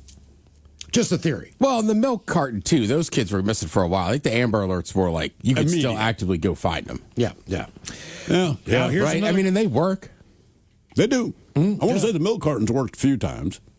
You'd hear like the big good news story. Somebody, bought a half gallon of milk in, I don't know, Portland and discovered this kid. You're like, huh. If that girl she went missing as a teenager. She's 13 years old, so she knows who abducted her. She's old enough to know. Right, so she's 44. So they're just not giving out the information? She is not giving out any information based on the situation, or they're not disclosing it yet, maybe based on the fact that they have not located or been able to track down the person that was responsible for taking her.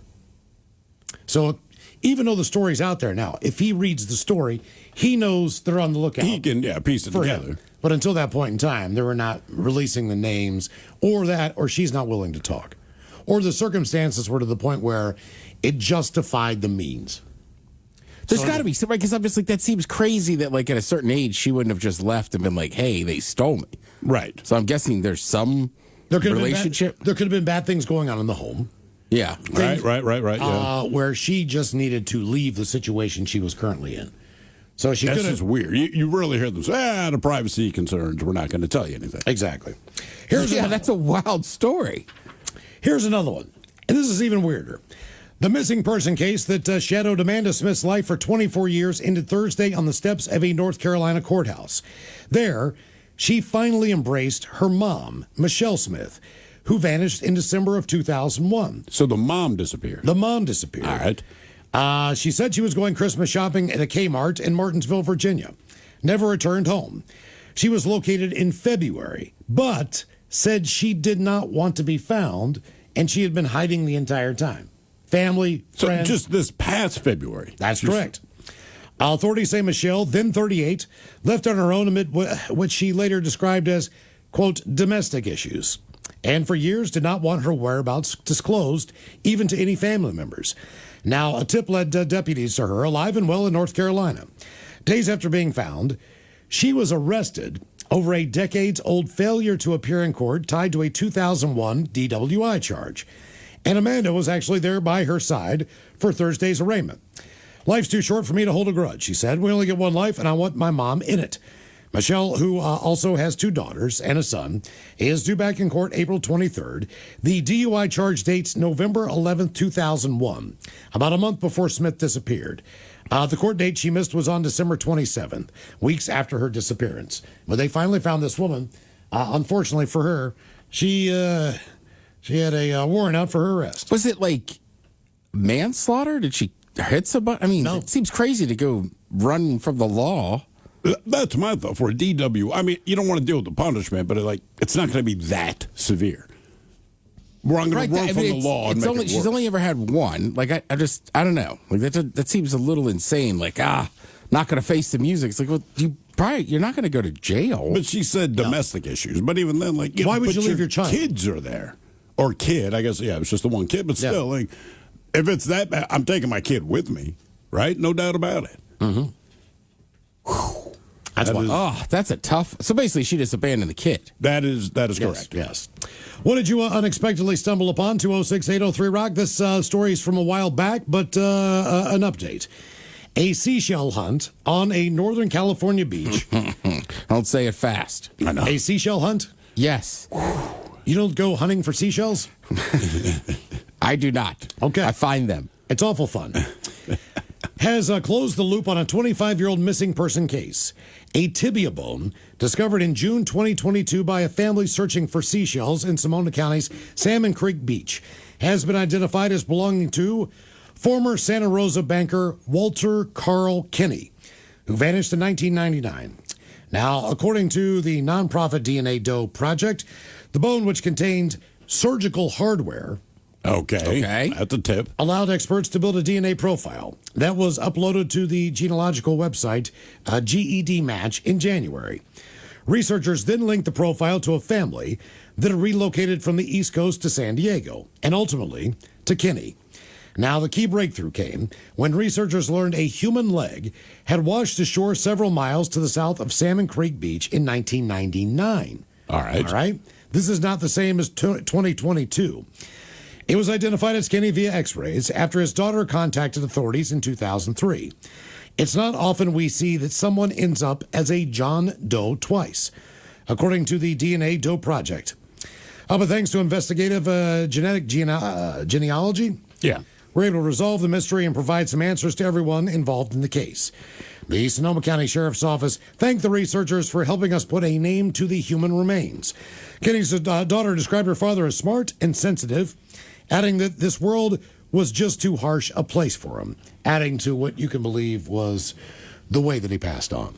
Now, so they just found his leg. They just found his leg in 2022. They found the other parts of his body in 1999. All right, so they had already identified him. So when this leg showed up, they still didn't know who it was. Identified it together again. like, geez, it's another part of Kenny. And it came back, it came back the same guy that they found the other half of back in 1999. Well, now we got feet again washing up on shore. Sailor Sea. This is back in January, late January. Because remember back in 2007, all of those feet still in tennis shoes were washing up. Yeah. I can't. What do they theorize? That maybe it was like stowaways on a ship or something like that. Maybe in a cargo container. Something, but it says now more than. Okay. So they're saying more than 20 feet have washed up along the Puget Sound. But why is it just the feet? 2000. I don't know. Because the fish can't eat through the shoe. They're not finding pants. Or people are just getting their legs chopped off or their feet chopped off. Well, BC used to have this 10 years ago all the time. It was like once every 3 months a foot would wash up. Right. I mean, it seems, right, but a month ago, another human foot washes ashore in Canada. Yep, that was last month. Yeah, they're saying human feet have eerily been washing up on shorelines across Canada's westernmost province. Well, yeah, it is eerie. So can they figure out, like, if it was chopped off or was eaten by a fish or a shark? I just don't see how the foot would detach from the rest of the bone of where your calf is. Okay, so once again, it's in a pair of Nikes. I swear to God, it seemed like 95% of them were in Nikes. But they said the sneaker appeared to be in relatively new condition.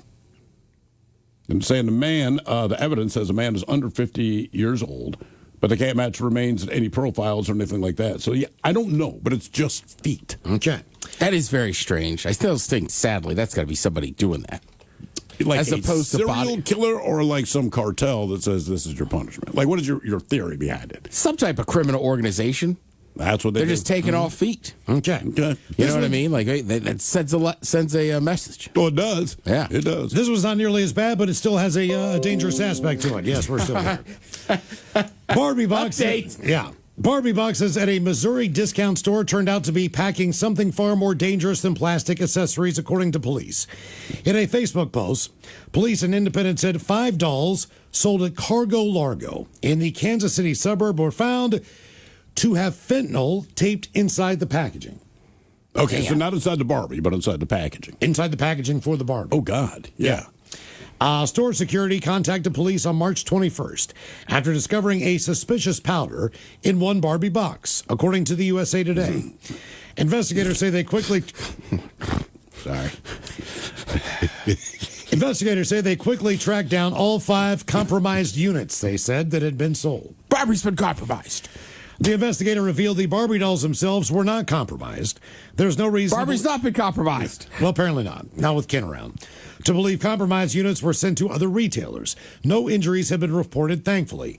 Now, authorities haven't disclosed how much fentanyl was recovered, but police are now trying to trace where the dolls originated, noting that Cargo Largo buys damaged and abandoned freight for resale. Okay. That would be a weird idea, though, to sell drugs. You don't really know where those Barbies are going to end up. Agreed. Right? Or someone was supposed to go and pick those bad boys up. Yeah, I don't know how you track that. That's the issue here. Right. So it may have been like, I don't know, it was supposed to go to Chicago, and it ends up in Kansas City, and now your whole operation's going to come down. Cargo Largo. Store said it's fully cooperating with law enforcement. Jade Adams, who bought one of the dolls, said it was awesome. She was shocked when her husband opened the package with a knife, and the powder was like poof in the car. Oh, God. Adams says her Why mother... was he opening a Barbie doll in the car? It's a grown man. I just assumed they bought it for their daughter. Oh, yeah. Well, I'm sorry, you're just opening it. Well, here's the thing. Why would a grown man open a Barbie doll in the car? Maybe they have a daughter. Maybe she was in the car. Okay. All right. Well, that's the problem when this stuff gets airborne around anybody. Adams says her mother acted to ensure other safety. She went to Cargo Largo and was like, you need to get these Barbies. You need to get all these Barbies. Per Fox 4, so they filled the whole cart up with these Barbies and took them to security and were like, you need to check every Barbie in here. And they found 3 more containers, or 3 more packages of Barbie that also had fentanyl taped to the back. I mean, would you even know it's fentanyl? So 5 total. I would not know. I mean, I would not know. I would not think it's anything good, right? That's for sure. But I would not be like, this is fentanyl. No, again, you would think, I don't know, it's something we should shouldn't mess with. That I will call that. What's the radioactive thing they found? Palladium for right. The stuff that the Russian agents use to knock off people because it's hard to detect. Would not have called the cops on that, only because I look at the label. I'd have tossed it in the trash. The Barbie packaging, absolutely, I'd reach out to the authorities. Right, because I was just in case there's more out there. This is definitively criminal, and there's something wrong. Where that vial of radioactive poison, I'd have been like, throw it in the trash, man. Don't worry about it. Mm-hmm. Somebody left a vial of something behind. Yeah, that's some scary stuff right there. Yeah, just as far as the kids are concerned. Well, especially when you open it in the car, right? And that crack, because that stuff's so dangerous, right? And just poof. Yeah. Why you open a Barbie with a knife? See, and now Ted said, look, maybe the daughter was in the car, but even that, my parents, it was always just wait till you get home. You got to wait till you get home. And look, I would rather the adult open it, but I get the feeling maybe dude just collects Barbies. My sister-in-law collects Barbie dolls. It's creepy, man. How old is she? She is like 61 or something.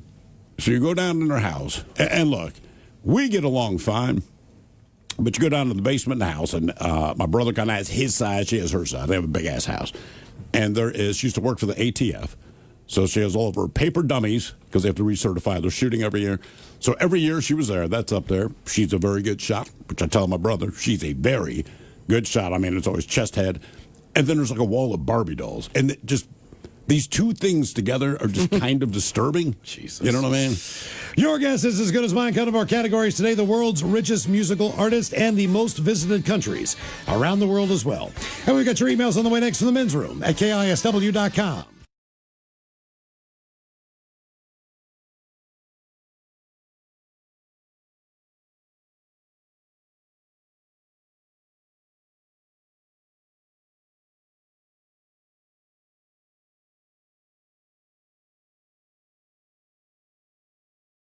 I'm telling you. So, like this stuck with me for a long time, and even the next day, I went and we went and talked to the neighbor because the field is shared with a neighbor, and the guy says, "Oh yeah, maybe it was my macaw. He had some bird that was in his house. Oh, maybe my macaw got out." I'm like, "Dude, your macaw didn't get out.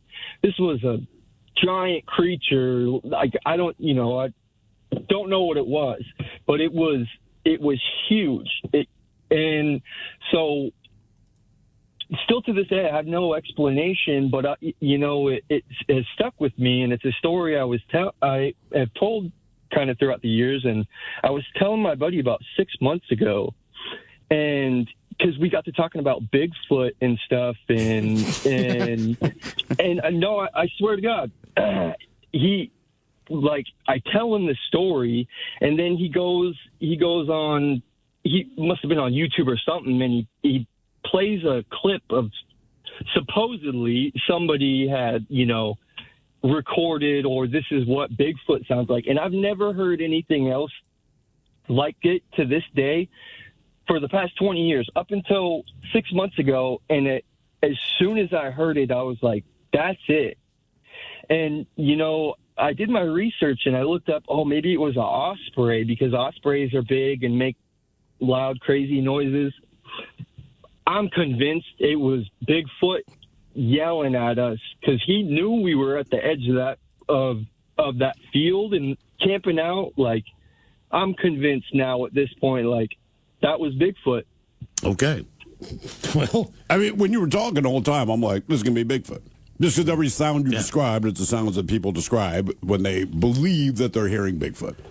So I figured that's where that was going.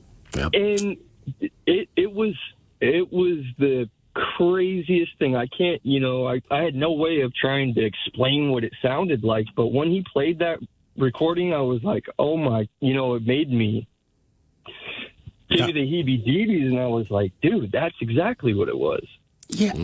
I mean, the tough part is, where did somebody get a recording of a Bigfoot? Well, I mean, people, they go in the woods all the time. Yeah. And they don't necessarily know what it is, but they'll say, like, look, this is what we believe it is, but all the recordings are similar. Yeah. I mean, that's all I can tell you, right? No one's really, like, seen it, but they play these recordings, and all the recordings sound the same, so whatever the animal is probably the same animal. It's just whether or not you believe it's Bigfoot or something else. What did you wake up to, or what woke you up? 206-803-ROCK. I'd like to see a photo of the foot. When you say the foot, do you mean Like Bigfoot. Oh, okay. Yeah. All right. I'm just saying, like, The I don't know. foot. Like, everybody in the It's woods. still just 2 syllables. Even the nickname doesn't do it any justice. The foot versus Bigfoot. Like Biggie, the foot. I mean, that's how I know him. The foot. The foot. Yeah. Hello, Amber. Welcome to the men's room. Hola, bichola. Hola. How's it going? Doing good. Okay, so this is back in the grunge days, in the 90s, and I used to throw epic parties. And I threw a humongous party, a rager, like 1,000 people, at a friend of mine's mansion when their parents were gone. And there was this one girl who thought her you-know-what didn't stink, and she was better than everybody, and she teased all the guys, and she was too good to drink beer, and we had like 4 kegs. And needless to say, my friend went and got a big bottle of tequila and proceeded to get her drowned and drunk. And the next morning, a friend of ours, everybody's passed out. There's still about 30 people there left over. This real, I'm not going to say who he is because he's famous, but I'll say this. He had the balls to go and take her panties off. She was still passed out. And he went in the other room and took a number 2 in it and put them back on her. Oh, put her God. skirt down. Wait. He And- pooped in her underwear and puts them back on her. What is happening? And so, and then... What is happening? And then, mind you, all we hear is her get up, and everybody's looking at her immediately because she's in the middle of this huge house in the middle of the living room with, 20 other people passed out still, halfway, just barely coherent. And I'm standing in the kitchen, and I look over, and we all kind of take a look at her, turn her head, and she jumps up, and she runs to the bathroom, and all you hear is this blood-curdling sound, corn! I don't even eat corn! Oh, nice. Well, hey, what's for dinner? All right. Eat corn, I gotta Jesus think of Christ. that, Yeah. Yeah, it was you epic. ran with an interesting crew. Wow. That's, Jesus. did not think that story would go Feel that bad way. about growing up in West Virginia now. Damn. What did you wake up to or what woke you up? 206-803-ROCK. Who poops in someone else's underwear and then puts it back on the person? How do you even accomplish that? I don't know. Hello, Brandon. Welcome to the men's room. Positive Friday. Hola. So a couple of years ago, I was wandering around my yard. I don't remember what I was doing. I was high, really high, and I tripped and fell, and I perforated my palm on an engine block stud that's like a half-inch, basically flat screw head. All right. And so I walked inside, and my wife and my daughter were there, and I went to the sink, and I went, okay, this is really going to hurt. And I turned on the water and put my hand underneath it. And then I woke up, and I was saying, the paramedics were there, and I was saying 69 because they had read off my blood pressure, and the diastolic was 69.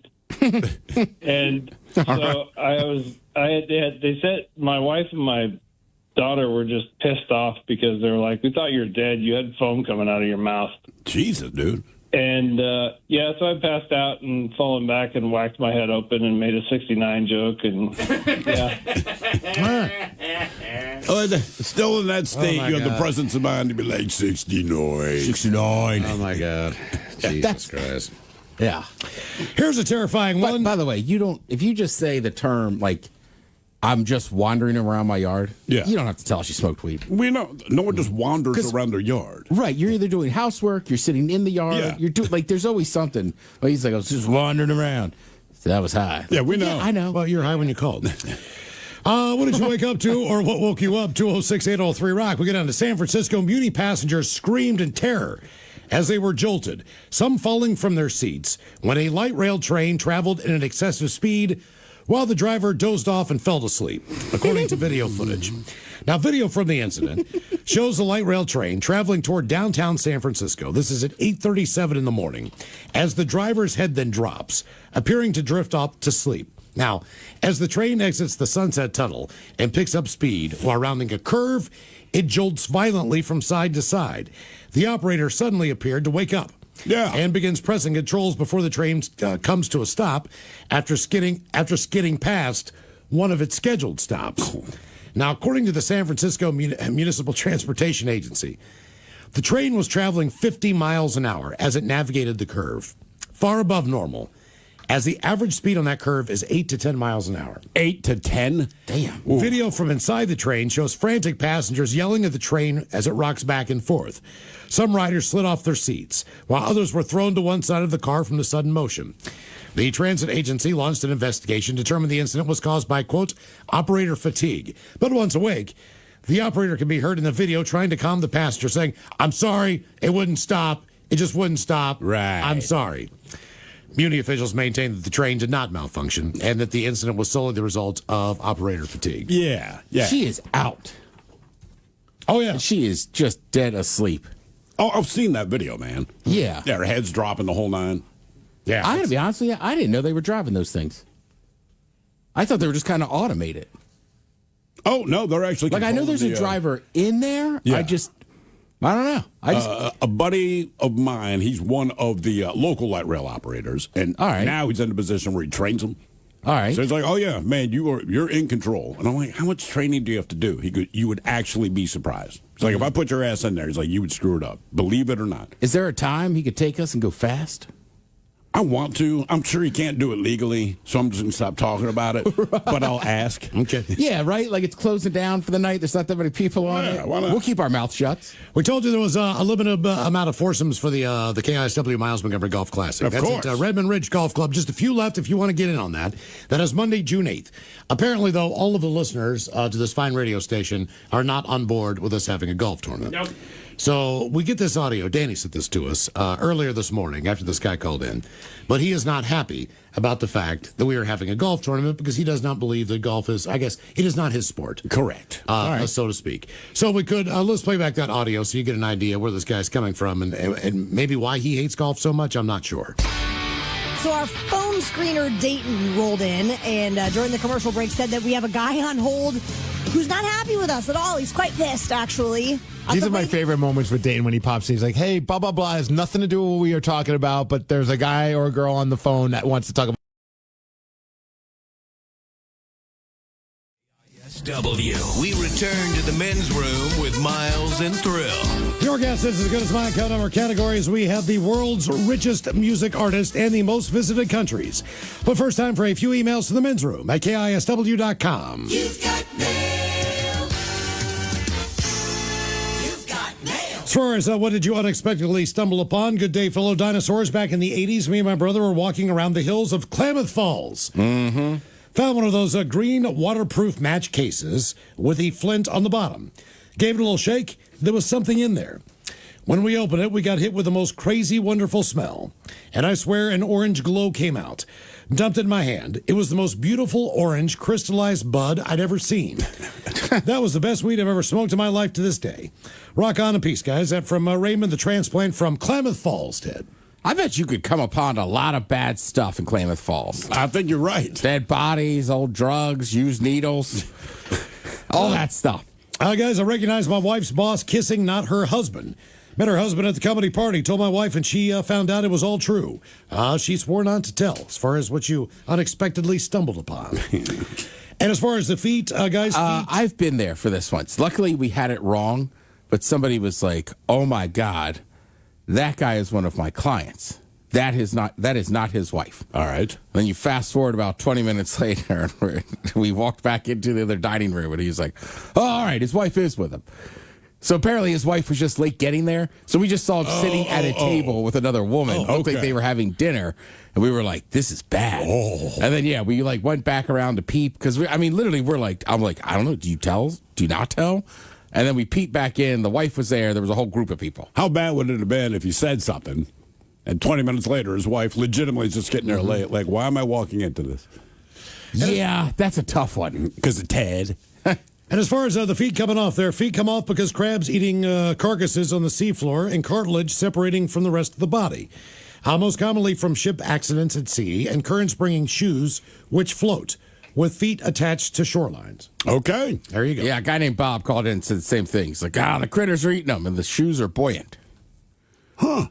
Okay. Now I know. Yeah. Time for a few birthday emails brought to you by Men's Room Roasted Red Salsa from San Juan Salsa Company. Oh, all right. Thought Mike, yeah. Same. Dip responsibly. Did you get that? I did. All right. Nice work. Oh, that was not. Dip responsibly. Couple birthdays, guys. My buddy Sean has wanted a birthday shout out forever, so I'm hoping you guys can do it for him today. Admittedly, I don't listen to radio very often, so I'm not sure how this goes, but here we go. Sean is a big NASCAR fan. He does stand-up comedy as a hobby. He's also blind, which is a huge part of his stand-up. So how about the Dirty Germans wishing him a very happy birthday? Thanks, you guys, and I hope you have a great one. That from the lovely Lindsay. Yeah, the reason you don't hear me right now is because I'm giving you sign language. Apparently, I got that backwards. Why do you like to see NASCAR so much if you cannot see them go in circles? Yeah, he's the one man that really loves the sound of the engine. I'm with you. That's could he see before? I don't know. Yeah, if you can see before, then you understand at least what they're telling you, right? Yeah, that's a tough one, man. I can't imagine being blind and saying, I got to be here for this. If you go to a NASCAR race, I've been to one, and if they don't have a board up there, you don't know who's in the lead. Right. Correct. You have no idea. You're just watching these cars go round and round and round. Well, you are. You have no idea what the hell's going on. It's not that you can't follow it. It's just you don't know who's winning. Exactly. And they go by so fast, you're not sure if that's the lead car. Even if you can look up the board and see, like, okay, that's the yellow number 2 or whatever the deal is. Well, NASCAR's tougher, too, because there's so many cars, and a lot of it is just those giant ovals. So not only do you have to kind of keep track of who's running up front, but then they'll pass cars that are getting lapped. Yeah. Right. Whereas like on a road course, usually they're spread out enough. It's kind of easy to tell who's first. Good day, gentlemen. I want to say a happy birthday to my rock star of a husband, Brian O'Donnell. The family loves you, and we all are wishing you a rockin' day. Can we give him your penis is too small, if we could? All I gotta say is my 44th birthday. Love the show. Pick whatever you want to make everyone laugh. Keep up the great work. That from George down in Phoenix, Arizona. Or Arizona. Maybe not Phoenix. You, your girl, and your Johnson.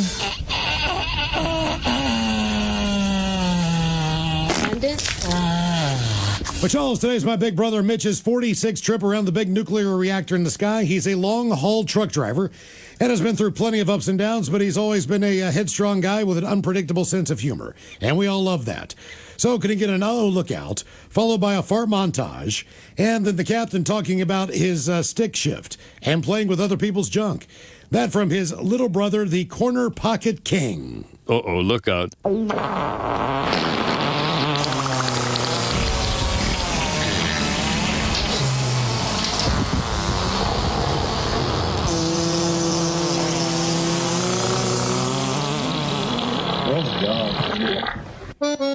Ooh, well, ahoy there. You know, oddly enough, when I'm playing with my own stick shift, I'm also known as the Corner Pocket King, but this is what the old Capitan figured out on a long road trip.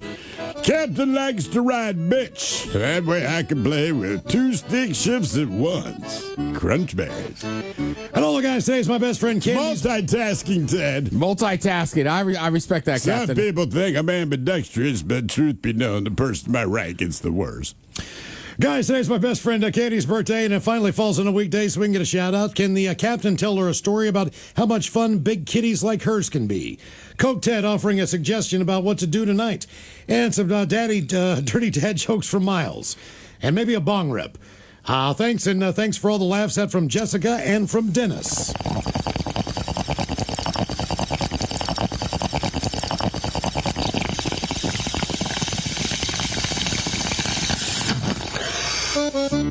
Ooh, well, ahoy there again. The old captain's back, yeah.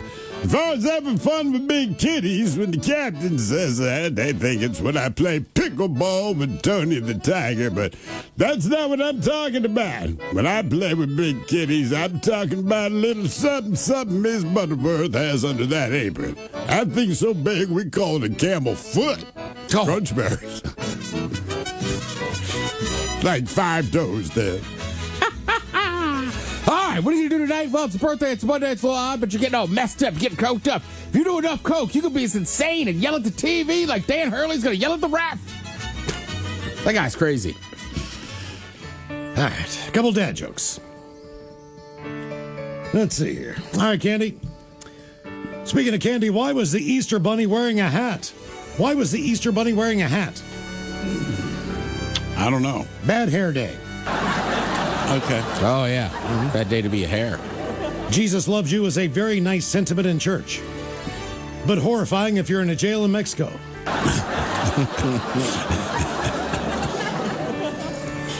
Jesus loves you, man. What do you call the guy with the long hair playing saxophone in the church band? The guy with the long hair playing sax in the church band. Born again. Kenny Jesus. Good. My daughter asked me if I'd seen the Dog Bowl. Yeah? I said no, but I've seen him throw darts. He's good at darts. Which crayon at the Crayola factory is in charge of answering the phones? Which crayon at the Crayola factory in charge of answering the phones? Yellow. Yellow. Yellow. And finally, why did Fred Durst watch all the Star Wars movies? Why did Fred Durst watch every single Star Wars movie? Because it's all about the Wookiee? For the Wookiee. Oh. That is correct. Jesus Christ. All right, guys, here you go. Happy, happy, happy birthday. Happy, happy, happy birthday. Happy, happy, happy birthday to you, to you, to you. Ya's a Dirty Germans brought to you by Men's Room Original Sausage. Available through Uli's World Famous Sausage, mensroomlive.com, and other fine retailers. Schweinefleisch. All right, let's get a contestant on the line now for Your Guess Is As Good As Mine. Call now, 206-803-ROCK. A couple extra emails while we get a contestant there. Subject is golf versus chess. As we had the guy called the morning show last week and bitch about the fact that golf is boring, we shouldn't do a golf tournament. And now we start up a whole thing. So what we decided to do with the men's room return of the Red Party this Saturday at Black Raven Brewing in Woodinville, we've changed the title. It is the men's room return of the Red Party and chess tournament. Well, you got to say that with more excitement. And chess tournament. Doors open at 1, party starts at 2 and lasts until 6. Hopefully you can join us up there. Tickets on sale now, KISW.com. Keep in mind the price of the ticket includes a 6-pack of Red to take home with you. That is a sweet deal for a ticket. If you're 20 years old, you get in for free. Obviously, you can't drink, but you can join us for the party. So kids are invited up there. Bring the whole family if you want. They get in free. Except that one cousin you don't like. Yeah. So golf versus chess. You guys got to have that caller in the studio. If he's not already pursuing a career in comedy, he should be. That from Dylan. Who knows? Subject, Scandinavia. Catching up on the podcast on the Odyssey app. Guys, couple days behind, but thrilled. We would conquer Scandinavia with you in Norway and me in Denmark. I am of darker complexion, Mexican and Native American. And while living in Denmark for 4 months, I lived with a couple that were well known in the city. So I became Henrik and Jet's dark American friend. Oh, his dark American friend. And awesomely enough, it followed me to Washington State. When I ran out of money and couldn't stay there anymore, I moved back to Tri-Cities, and a Danish company was putting up windmills, and I spoke a little Danish, the stuff that I know. They probably said there with their mouths open. Yeah, so I knew a worker with the company logo, and he looked at me strangely for a dark man that was speaking Danish, and he said, "Are you Hendrik's dark American friend?" Mind blown. Damn, man. That's pretty awesome. It traveled around the world. I think I know who you are. Keep up the wonderful job, y'all, and keeping the world sane. That from Rudy. Rudy, I will tell you this. My buddy Leon, years ago, I think it's the first time we heard, black dudes are popular in, like Finland or something, right? And he's like, bro, we got to go to Finland. I don't remember it's Finland. But it's like, man, it was Sweden. Like, bro, we need to go to Sweden. Get a couple girls pregnant in 100 years. It looks like Puerto Rico. I was like, jeez. Dude, sometimes people throw you off, too. Like that. Like the black dude talking Finnish. Yeah. Like, I saw a guy drinking a beer and saying, look, full disclosure, it was a black dude, right? Just, we were talking about sports or whatever, and I just went, I'm kind of shocked you like German beer. He started speaking Spanish or German, and I was like, holy S. And he's like, yeah, I lived over there for a few years. I was like, all right, because you're just in a Jersey. Like, nothing about you said, like, Right. Time for Low Your Guess is as good as mine. It's an easy game to play. You pick from one of two categories. Try to get as many right in said category before 3 strikes. And you're out, Steve, who is ready to play Your Guess is as good as mine. Hello, Joe. Welcome to the men's room. Joe! Joe, welcome to the program. Your two categories today. Joe, you've got the 10 most visited countries in the world. This is pre-2025. Most of these countries have pretty much, for the most part, remained the same as far as travelers, except for one. And then we have the richest musical artist in the world. 6 women, 4 men, 1 is deceased. So, Joe, do you want to go richest music artist, or do you want to go the countries that people visited the most? Well, I've never been known as a world traveler, but I am known as a musician. So let's go with rich musicians. Okay. All right. Certainly you're on this list, correct, Joe? I wish. Or are you number 11? Right, you don't make the top 10. I get it. I just missed it. There you go, yeah. So here's what they say, Joe. They say the music industry's biggest stars are no longer just performers. Many are building billion-dollar business empires. This ranking shows the 10 wealthiest musicians. They say while fans may assume chart success equals wealth, today's richest artists have built empires far beyond music, from liquor brands to cosmetic companies. Data, by the way, taken from Forbes' real-time billionaires list as of 2026. So we got 10. Who is the first artist you believe is one of the richest music artists in the world? Okay, so out of all of these artists, how many would you say are in the rock category? Rock category, one kind of is somewhat rock, but I wouldn't put him in that category. He is the deceased person on the list. Okay, well, you know what? You gave a good hint about people having other interests other than music. So I'm going with Dr. Dre with his Beats headphones. Dr. Dre is number 6 on the list. Wow. That's a good guess. I did not have him on my draft board. Well Great done. call. Dr. Dre is worth $1 billion. Not bad. Not too shabby. That's exactly right. Dr. Dre. Number 6, though. He is a doctor. I mean, come on. Yeah, that's a good point. You earn extra money. He's the anesthesiologist. All right, I'm just throwing some names out there, Joe. I have not seen the list, but like you said, Miles mentioned they're into other things. So Rihanna has a skincare product or something like. I don't know if she makes the list. I think she has clothes too, dude. Beyonce, I believe she might have some other products other than her forehead. And Selena Gomez, I believe, still qualifies as a musician. That's not digging her. Yes, she does. And I know she has like a million different things going on. All right, Steve. You know what? Let's go with all 3 of those that you just threw out there. Who do you want to go with first? Well, let's go with Beyonce. Beyonce is number 4 on the list.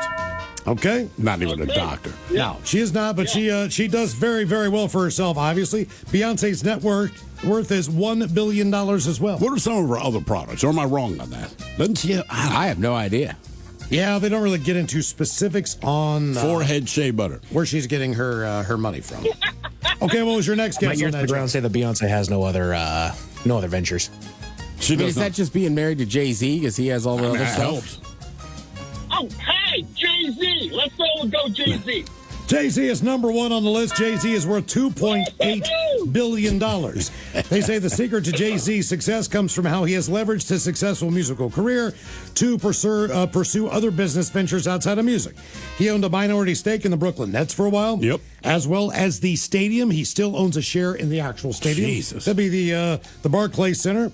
He sold larger stakes in liquor brands such as Ace of Spades to major companies like Bacardi. So, yeah, Jay-Z's doing very well for himself. He is number 1. All right, cool. Okay. All right, now Steve had thrown out the 3 names. Beyonce was 1. Rihanna and Selena Gomez were the other 2. Let's go Rihanna. Rihanna's number 5 on the list with $1 billion.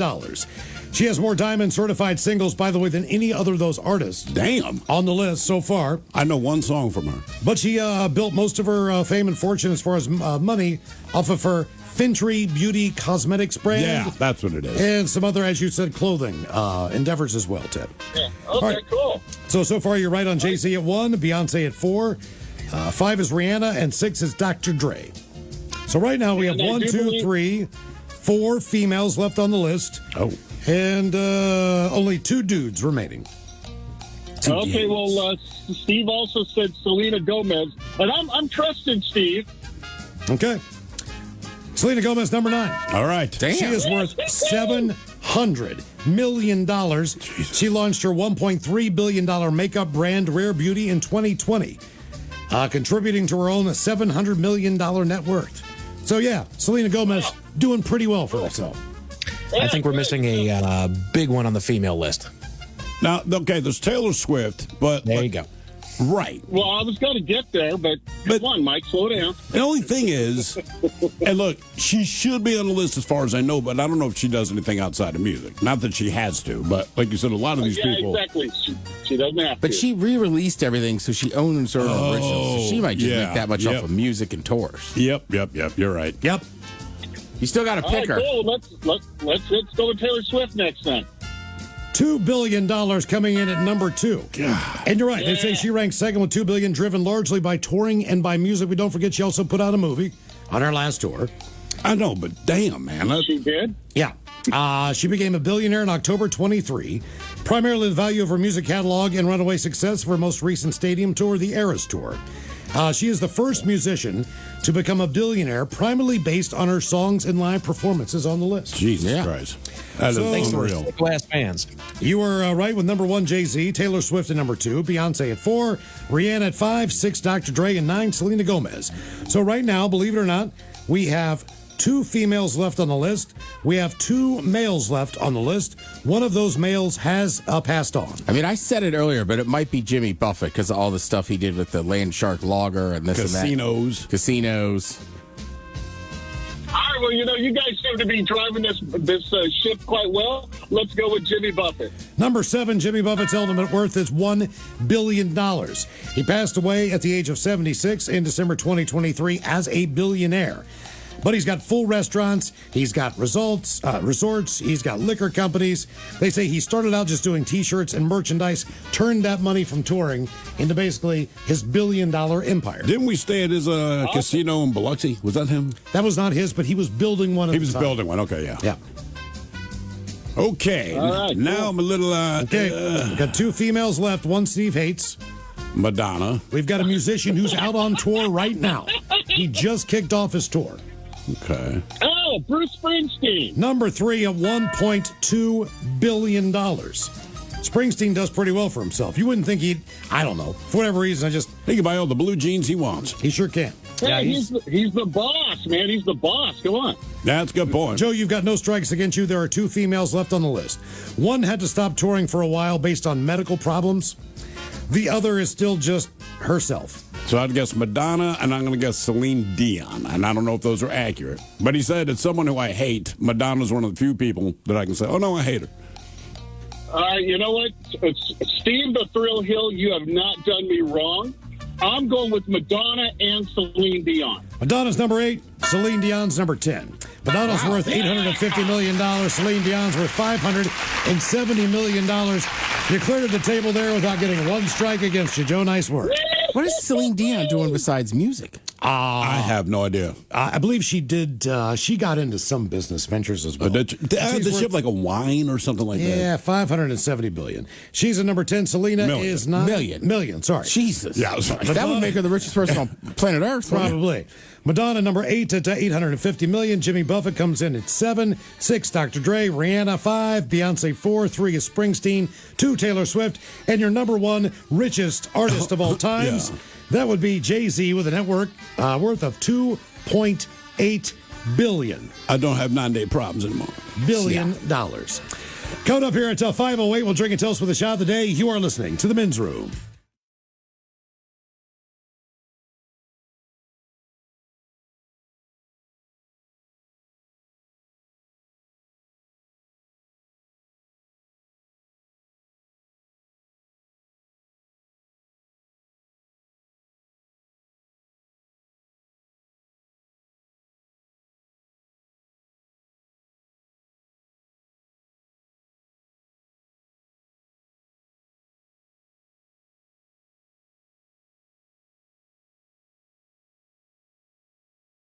You have ever seen. And we never eat anything with carrot in it. I don't even like carrot. I don't know what she's doing with it. They're so salty. They're pickles, though. That's how pickles are invented. Yeah. Health officials in D.C. announced that they'll be deploying edible birth control bait in neighborhoods with heavy rodent activity to curb the rat population. You know what? Great idea. They should do that in Baltimore. They should do that in New York, Philly, Chicago. Giving them birth control.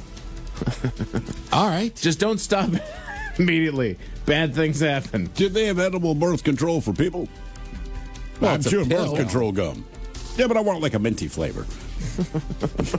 I don't know why. Yeah.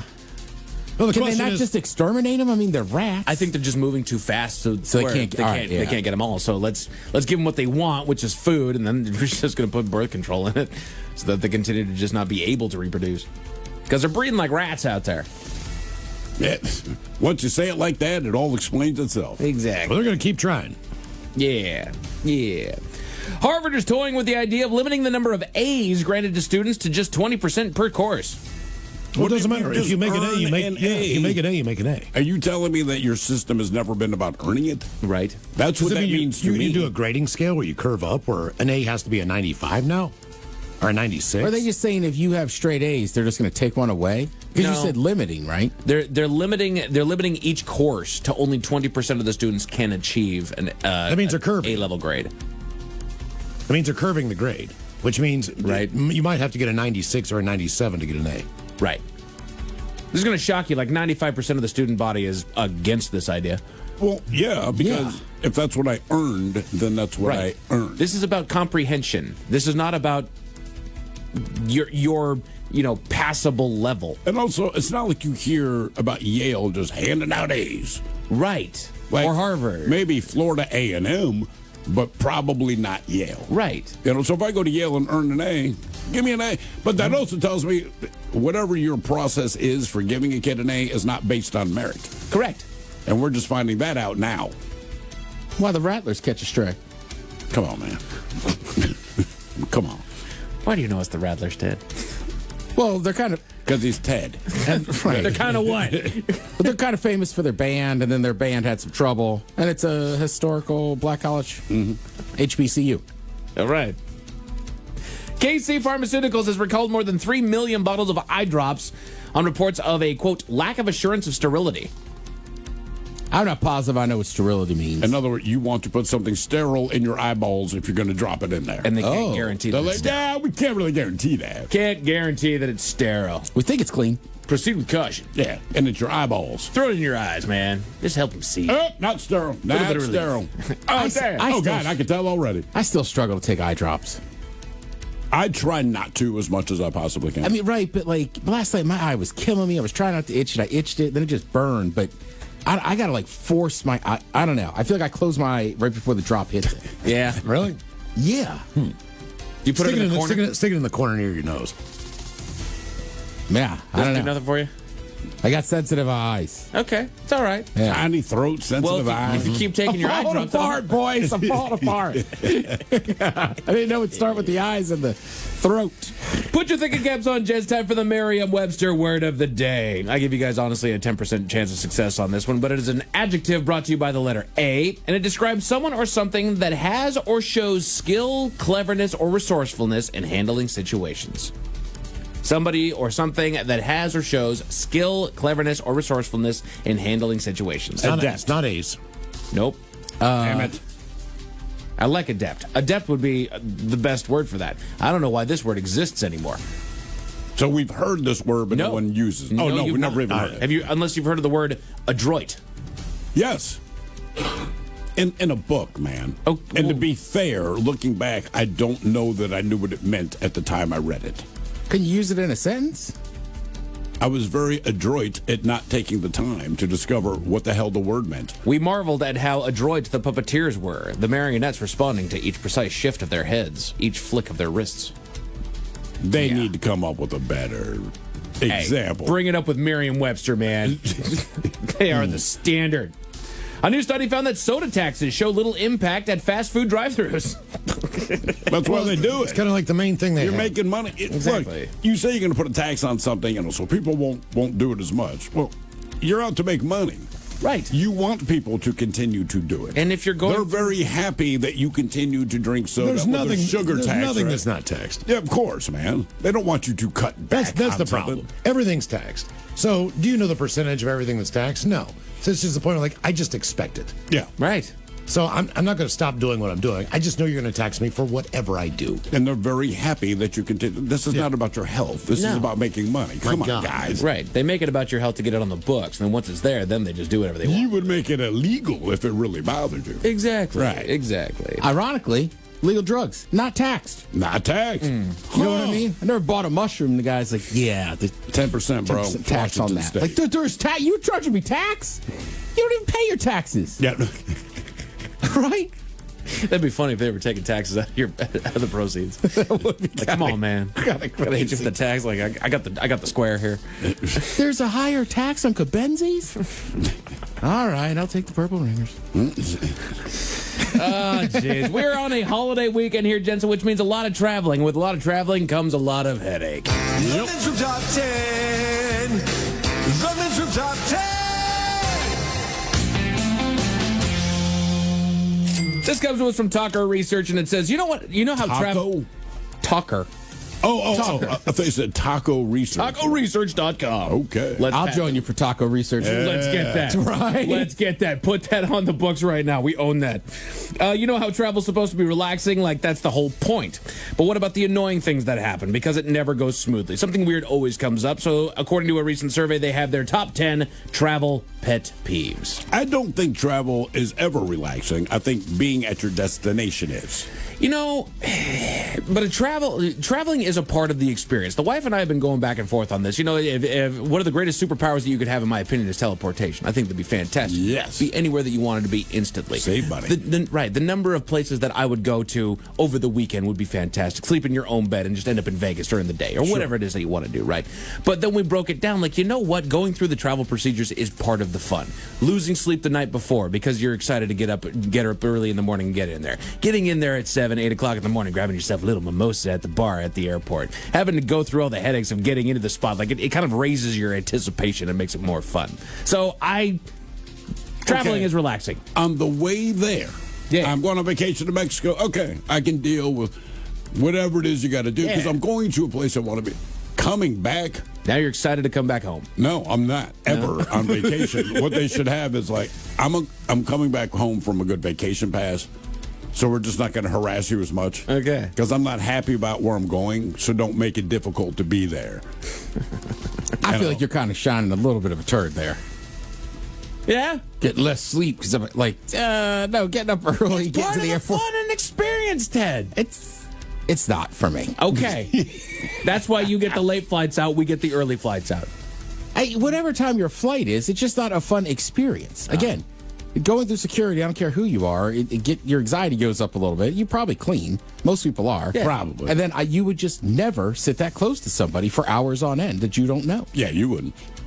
Mm-hmm. I go to the movies and I specifically pick spots next to people. That would be weird. Just sit next to someone you don't know. Right. Yeah. It's only about 10% full. Find the movie at the bottom of the Fandango list with the one showing. There's one dude sitting in there, and then you pick the seat next to him. You reserve it. Hey, dude. What's up, bud? What's up, man? What's popcorn? I would just look at you. There's 200 goddamn art reps in here. You're not getting one of mine. You want a junior mint? Wow! Now you're talking now I made friends. So here's the biggest travel pet peeve. Let's sit together, man. USOP, I'm in. Having somebody fall asleep on you. 3 in 10 Americans say that they've had a stranger fall asleep on them during a flight. Oh, you know what? I've had it happen, but I didn't mind it as much as I thought I would. I was just like, you know what, man? Just do it. Nobody does it on purpose. Just do it. Yeah, I've never really cared. No.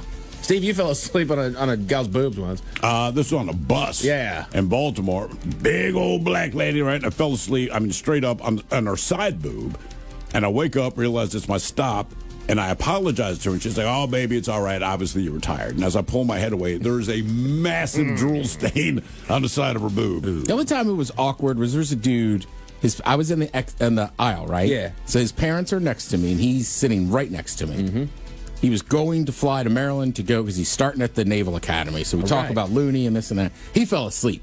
Now I'm awake the whole time. He slept on my shoulder the whole time. He woke up. He's like, I am so sorry. I was like, don't sweat it, brother. It's okay, little man. Sorry, man. I was like, you're in the military. You're going to sleep probably back to back at some point in your life. Like, don't worry about it, buddy. I was smelling your hair. Using up more over space than you're allowed. When I'm getting on a plane, if I see you put your backpack up there, I am instantly pissed and have no respect for you. If you put it over my seat, I will move it. What if it's only a... KISW, the men's room returns with Miles and Thrill.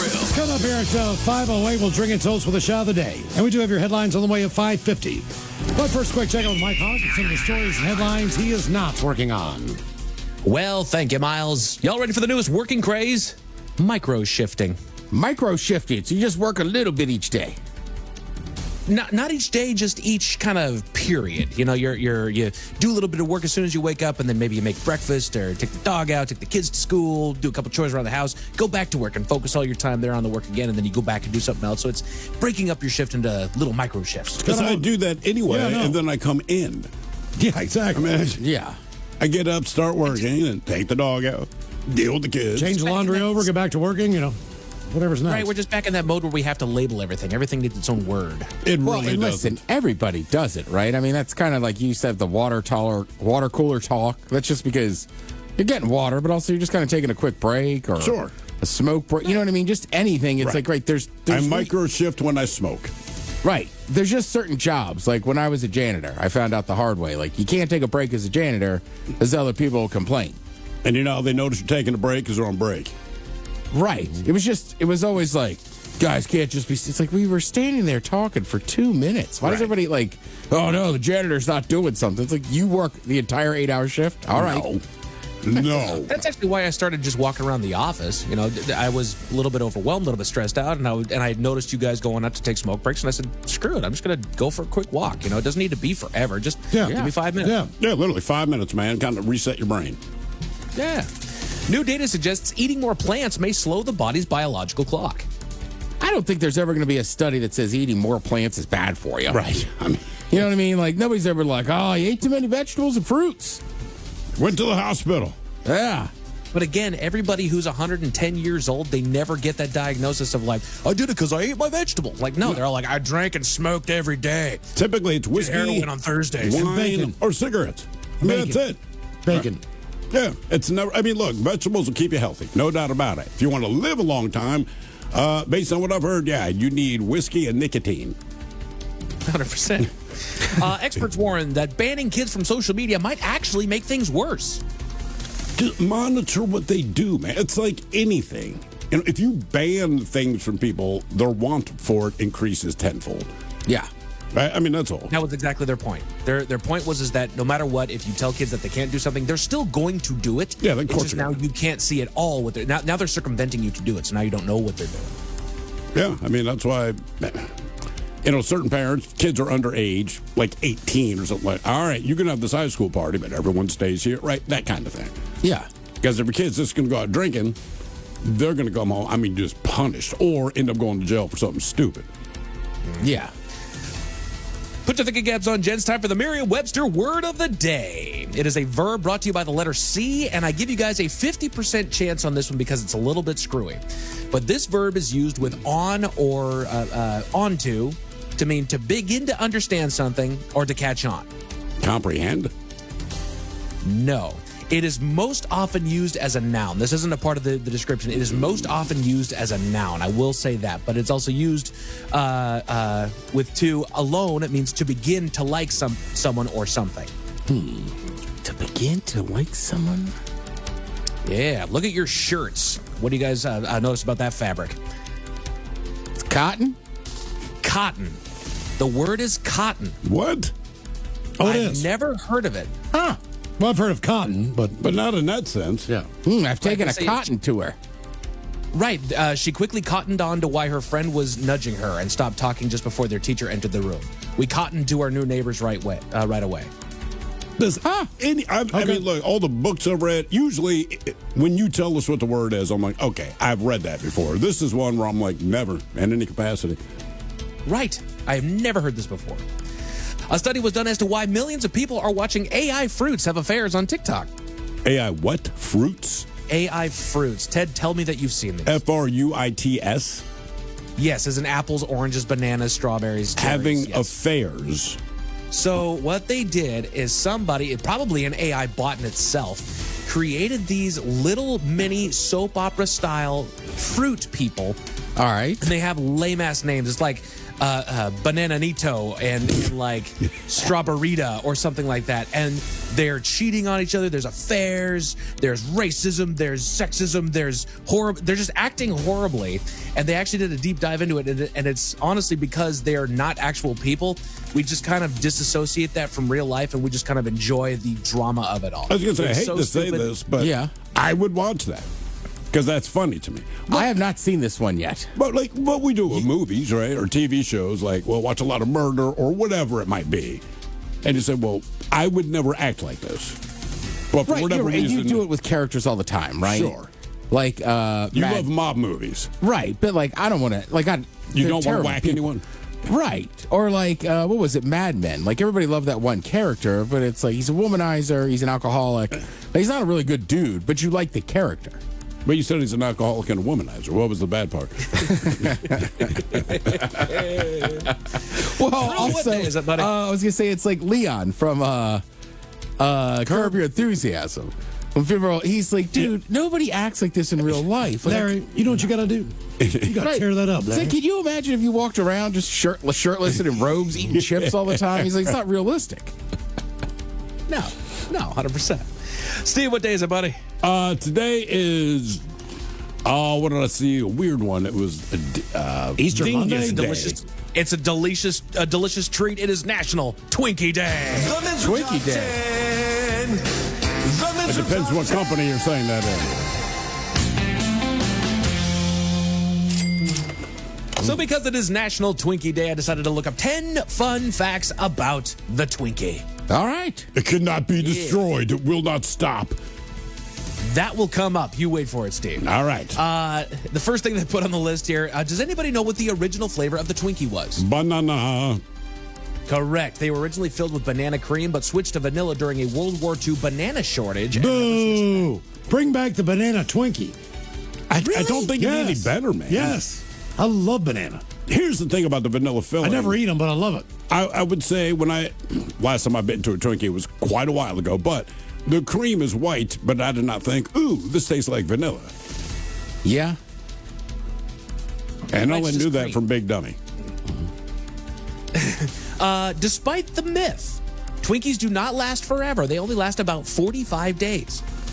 Only 45 days, really? Really? 45 days. Okay. That's got to be open. Is that according to Twinkie? Buy more. Yeah. You're right. If it was open out of the package, but I feel like if it was in that package, I'd trust that Twinkie for a while. Probably because we have it beaten into our heads like, oh, no, it's 18 years old, but I'm going to eat it. Yeah. And if that is the case, somebody needs to tell Frankie because she's got a science experiment over on her desk. Did she just have Twinkies sitting there? Just a single Twinkie just laying out there. Oh, is it still Just wrapped? wait I to hope. see how it ages. Oh, it's still wrapped. It's still wrapped. Now, but how do they explain how you might be able to identify that it's over 45 days old? Because like a McDonald's French fry, it could be fresh. It could be 7 years old. If I just show it to you, you don't know. If your Twinkie's on 2 meds, it's over 45. A bad Twinkie is best identified by a hardened or brittle texture, strange odors like rotting ginkgo fruit, discoloration, or visible mold. Dude, smells like ginkgo fruit. It's rotting. It's funny I to didn't see, even know while what they have a Go ahead, Mike. ginkgo fruit. I have no idea. Right, This I is was while they saying- have a 45 days shelf life. They can last months, but after roughly 25 to 45 days, they become dry, unappealing, or develop mold, especially in warm, moist environments. So they can last forever, but give it 45 days. I think even the mold's like, I do not know what we have grown on. Yesterday was one of the few days I got to use moist in a good sentence. Cake? Cupcakes. They were very moist. Okay. They were good, delicious. good. Somebody, of course, reacted, and I said, "No, not today. It's a cupcake, This is the man. right framing of this word." Right. I mean, what else could you say in place of moist when you're talking about like a bakery item? I don't know. There's My dad nothing- was the same way. Like it was like a forbidden word in our house. You couldn't say it. Freak out. Jesus. Does anybody know where the name of Twinkies came from? Is it like a star? Like Twinkle? No. No. So inventor James Dewar got the name from a billboard for twinkle toe shoes. No. Yeah. I'm always happy to know when the food I'm eating is named after a shoe. Actually, and I'm not kidding, Mike, I know I hate on ciabatta, and I do hate ciabatta, but I think it means slipper or something like that. I'm just thinking it's like one of the only other foods I can think of. Then again, at times are weird, right? Because vermicelli means little worms. I also think that's insulting. What? Nice shoes, twinkle toes. Do you know they named the ho-ho, Mike? There were two of them. They were twins. Miles, I don't know how they named the ho-ho. Yeah, twins at the Bunny Ranch. How about the Susie Q? The little curly The cute. Chogadile. How about the little Tibby oatmeal cream pie? I know. Have you seen the double stuffed ones yet? Double stacker? No, man, I'm telling you. Oh, my God. When I was younger, I used to love those things. Microwaves kind of first got introduced, and I'm like, you know what, man? I'd have microwaved this thing for like 10 seconds. It was a bag of liquid sugar. I mean, there was no oat in When there. you're an adult and you eat one, it tastes like that. It does, yeah.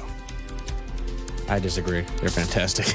Well, the big ones, every once in a while, you got to get one of those in. Some fun facts about Twinkies. Nutritionist Mark Hobb lost 27 pounds in just 10 weeks, eating mostly Twinkies, demonstrating the importance of calorie counting. Oh, yeah. So if you're still in a calorie deficit, he's just, right, it kind of proves the point. Like, you can eat just crap, but you still got to be in the deficit. Oh, yeah. Right. I guarantee he was starving. Mostly Twinkies in 10 weeks, and he lost 27 pounds. How many calories are even in a Twinkie? What would you say? 350, 400? I don't know. Calories in a Twinkie. Survey says 270 to 280 calories. They're going to sell it as a health food. Okay. Only 270 calories. It's less than an energy bar. Yep. How low does it have to be considered low calorie? Well, to me, I don't know. You know, it's like. But the FDA has, I think before you can legally label it like sugar-free, you can still have sugar, just not a lot, or low calorie. I don't know what their threshold is. Neither do I. Look for it. Can't find it fast enough. Let's see here. They say that they're not really vegan. The Twinkies Woody Harrelson ate in the movie Zombieland were especially made from cornmeal and vegan-safe ingredients. Side note, did not know that Woody Harrelson was vegan. I didn't It either. doesn't surprise me. He lives on Hawaii, all this stuff. And he's Woody Harrelson. Yeah. Yeah, I doubt he probably was his whole life, but I'm 100% with you. It's not shocking me at all that he's vegan now. Correct. So they made him vegan. He's got the money to be. Yeah, that's true. That's true. The thing is, he only ate like one. The whole movie was that he couldn't find one. Spoiler alert, That's they right. finally found one at the end of the movie. Make it vegan. I mean, I feel like if you went somewhere and it was a good bakery and they were like, we've made our version of a Twinkie, it'd I would probably try be it. awesome. Yeah, Sure. I would try it. Let's see here. This one says Twinkie defense. Again, these are 10 fun facts about Twinkies. They say a legal term for a often misinterpreted defense based on impaired mental state caused by a diet of junk food. The Twinkie defense. That guy's got the Twinkies. Been eating all this crap. Man, let him go. Let him go. Twinkie sounds like something that a 3-year-old calls their penis. Ugh. You know, because they always have these stupid. Well, I've never eaten one again. Yeah, Jesus, That man. killed it for me right there. That did kind of ruin it. Jesus. Well, there's always these dumb names. Like, Dad, my Twinkies, it's like, all right, man. Damn it, Steve. That was my favorite of them. And you just ruined me on them. Because Sorry, you know man. what they look like? I'm not going to mention it. What I feel like Hostess already has one thing that's pretty much named that. What? The ding dong. Oh, God, right. Yeah, you know what? The Yeah. hostess is just a bunch of perverts. Maybe, yeah. So maybe we're piecing together the ho-hos, hostess thing. Ding dongs, Twinkies. Got it. There's actually a 40-year-old Twinkie. A teacher in Maine has kept a Twinkie on his shelf since the 1970s to study the decomposition of processed foods. I have seen this thing. He keeps it in like a little wood capsule. What does it look like now? Or at least last time you saw it? Very pale. Ah, like it's losing its yellow color. Losing its a little pigment. Yeah. Then again, this thing is from the 70s, so you know that's probably one of the good Twinkies. Yeah, Mike, that is exactly it. 1970s are known for their quality food production. Certainly with Twinkies. Not now. What's that guy doing in the alley? He's selling Twinkies from the 70s, man. The good stuff. What's in them? Froze them and brought them back. I know I've said this 1,000 times on the air, but when I was a kid, we used to freeze Twinkies. It was like, oh, it's like ice cream. It's not. No, it's just poor. Yeah. You gotta make the best with what you got. It's super ghetto. Can I get a frozen Twinkie? Yeah, have at it, dude.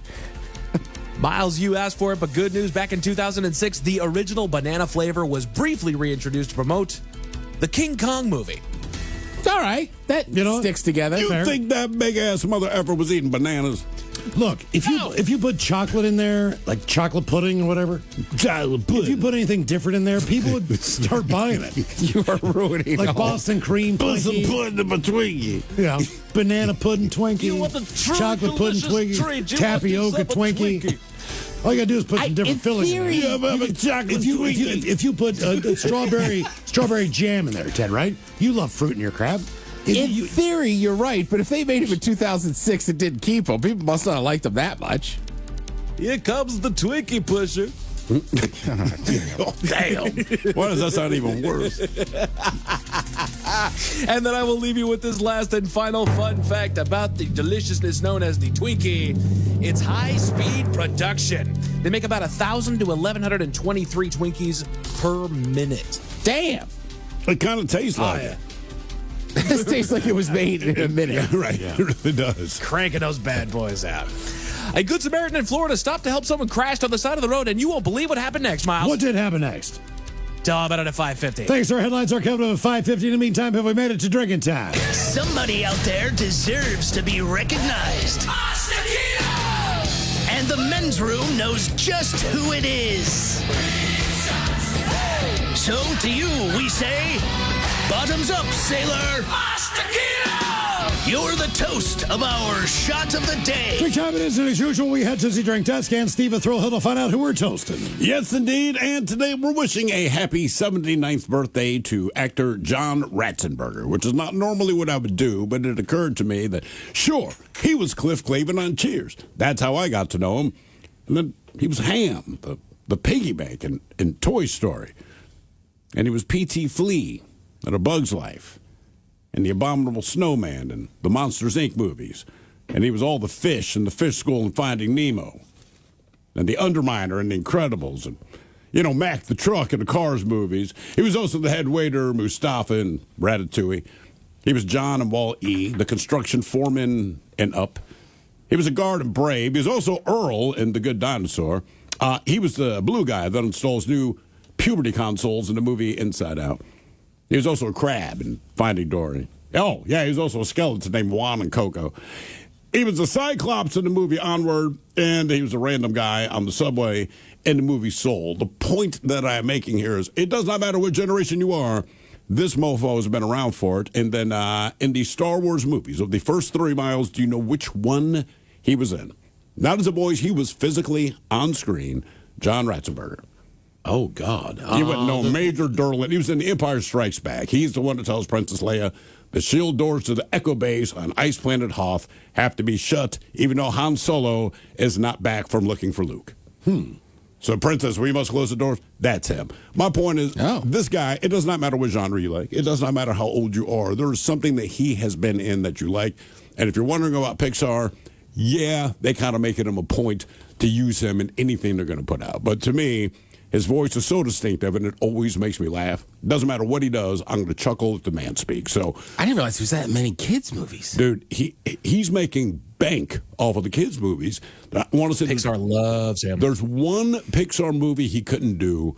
He has some contractual obligation with something else, but like every Pixar movie, he is in there somewhere. While the characters aren't there long, for whatever reason, they just kind of stand out. But yeah, that is how much that guy's done. So happy birthday, bro. But you'll always be Cliff Clavin from Cheers to me. So we pour this booze and we drink this booze because we think it's yummy. Yummy. So over the tongue and down the throat to party in our tummies. Down the hola bichola. All right, it's going to contestant online now for Profile This, 206-803-ROCK. Profile This is next. Here's a weird question for you.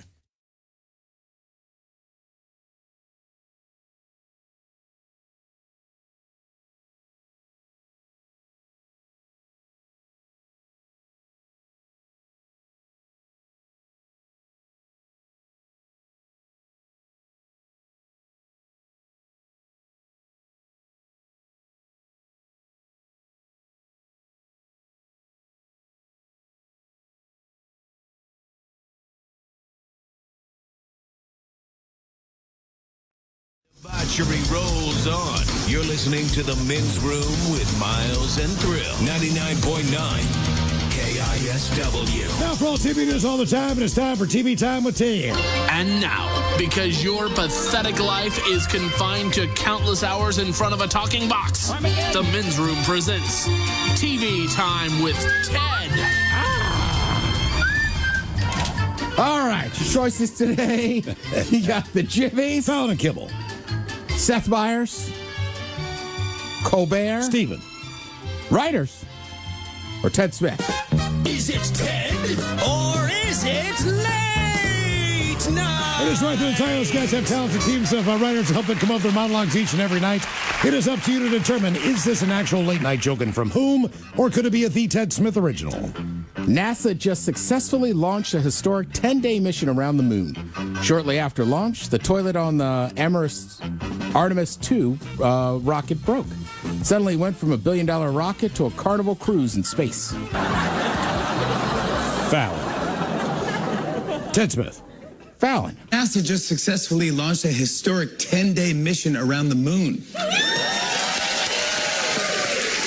But this is true. Get this. Shortly after launch, the toilet aboard the Artemis II rocket broke. Yeah, it suddenly went from $1 billion rocket to a Carnival cruise in space. Did you guys ever watch It's Always Sunny in Philadelphia? Yeah. A little bit. I haven't yet. There was a character for a few seasons. Her name was Artemis. Oh, yeah? Yeah. She was always talking about bleaching something. Mm-hmm. I just think about that every time I hear about that mission. The dark side of the moon is now the light side. Yeah. In New York City, sword yoga is the latest fitness craze. It blends yoga, martial arts, and Tai Chi. So if you're looking for the old nerds, you know where to find them. The Ted Smith. Yeah. Yeah, I know. It's like, or the weird guy from the mall. Swords, swords, Tai Chi, and yoga. And martial arts. Okay. Yeah, like I get the Tai Chi and the yoga, but sure. You need a sword? Sword guy's always been a little odd to me. They're always weird. Doesn't mean I don't appreciate what they do, but the person themselves, always strange. Saw a car today that at the stick shift was a samurai sword. That was kind of cool. Every time you change Do you have a sword? it goes, what are you doing breaking into cars? Not anymore. All right, you were a sword guy, weren't you? I had a sword. Yeah. They're cool. Ever use it? No. I didn't grab bottles or nothing like that. Yeah, I got a machete. Costco has introduced a 10-pound, $140 chocolate Easter bunny, but you need a hammer to eat it. The mega bunny is named Pete because when my child bludgeoned something to death with a hammer, I wanted to seem as human as possible. Fallon. Seth. Colbert. Costco's introduced a 10-pound, $140 chocolate Easter bunny, but you'll need a hammer to eat it. The mega bunny is named Pete because when my children bludgeon something to death with a hammer, I first wanted to seem as human as possible. Nothing go wrong with that. No. Bed Bath & Beyond bought the Container Store for $150 million. So now Bed Bath & Beyond owns 2 empty stores. Fallon. I read that Bed Bath & Beyond is buying the Container Store for $150 million. Ooh. So now Bed Bath & Beyond owns 2 empty stores. Bed Bath & Beyond I used to go to is a club now. Oh, really? Yeah. Well, it's a big facility. It is. We're about to get a Trader Joe's where we are. I saw that, which is odd because I go to one. It's not that far away. It's not that far away, but it's just more convenient. More chocolate-covered pretzels for me. You can ask Mike. I've been bragging about my Trader Joe's haul from last Friday. I've been eating it all week. Orange chicken. Oh, yeah. Yeah. They have regular stuff, too. All right. Easter is this Sunday, so maybe you're saying, hey, Ted, is there any family-friendly Easter movies I could watch? Hey, Ted, is there any family-friendly Easter movies I could watch? Dude, it's like he's a soothsayer. How did you know that? God. Well, you do it every holiday. What family-friendly menu? I already got the call from my mom. What are you doing on Easter? Golf. Yeah. Sure. Chasing around a white egg. All right, so number 10 on the list, they have An Easter Story from 1983. I'm assuming Mike and I are probably the only two that have seen any of these Easter movies. I am completely unfamiliar with that. Yeah. And count me out of that one. I haven't seen it. Yeah. Well, it came out in 83. Yeah. 1994, we had Yogi, the Easter bear. Okay, that wouldn't be terrible. I don't remember that. Hank Hillmatic on YouTube says, The Last Temptation of Christ. Nice family movie. Yeah, that could be a little tough. Yeah, a little bit. I mean, I guess you could watch Moses. Yeah. Yeah. Like Charlton Heston. Yeah, the Ten Commandments. Yeah. The Passion. Passion of the Christ. Sure, I mean, that's literally what would have been happening today. Yeah. Yeah. Yeah. The Mel Gibson flick. Fun times. Some pick-me-ups, for sure. I'm with you, though, Mike. I've never seen Yogi the Easter Bear, but I'm like, well, it's Yogi Bear. It's got to be somewhat funny. Right?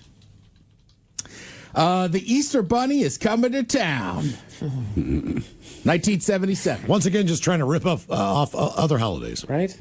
Lugo? What do you mean? Well, back Santa to Claus is the coming peeps, to town. the peeps invading all the things. Like they're just trying to. Yeah, but I mean, the Easter Bunny, he gets a little respect. He's The Men's Room presents Profile This. And Stephen Thrillhill, could you please tell everyone on Profile This is played? Sure can, Miles. It's a simple game where we share with you a real-life news story, something that happened right here on planet Earth. Earth. And as you listen to the story, based on the stereotypes you believe to be true of people and the decisions that people make, we'll ask you what it is you think makes the story a story. Hello, Gary. Welcome to the Men's Room. Hola, my brother. Hola. All right, Gary, you understand how this here game is played? Oh, you explain it so well. Well, good news, because today you have a choice of one of three categories. Today you have the wonderful world of drugs. We have Animalize This, in which case you guess the animal responsible for causing the problem. And finally, License to Spill, where you guess the substance responsible for creating the mess. I'm going to go for the Animalize This again. Thank you very much.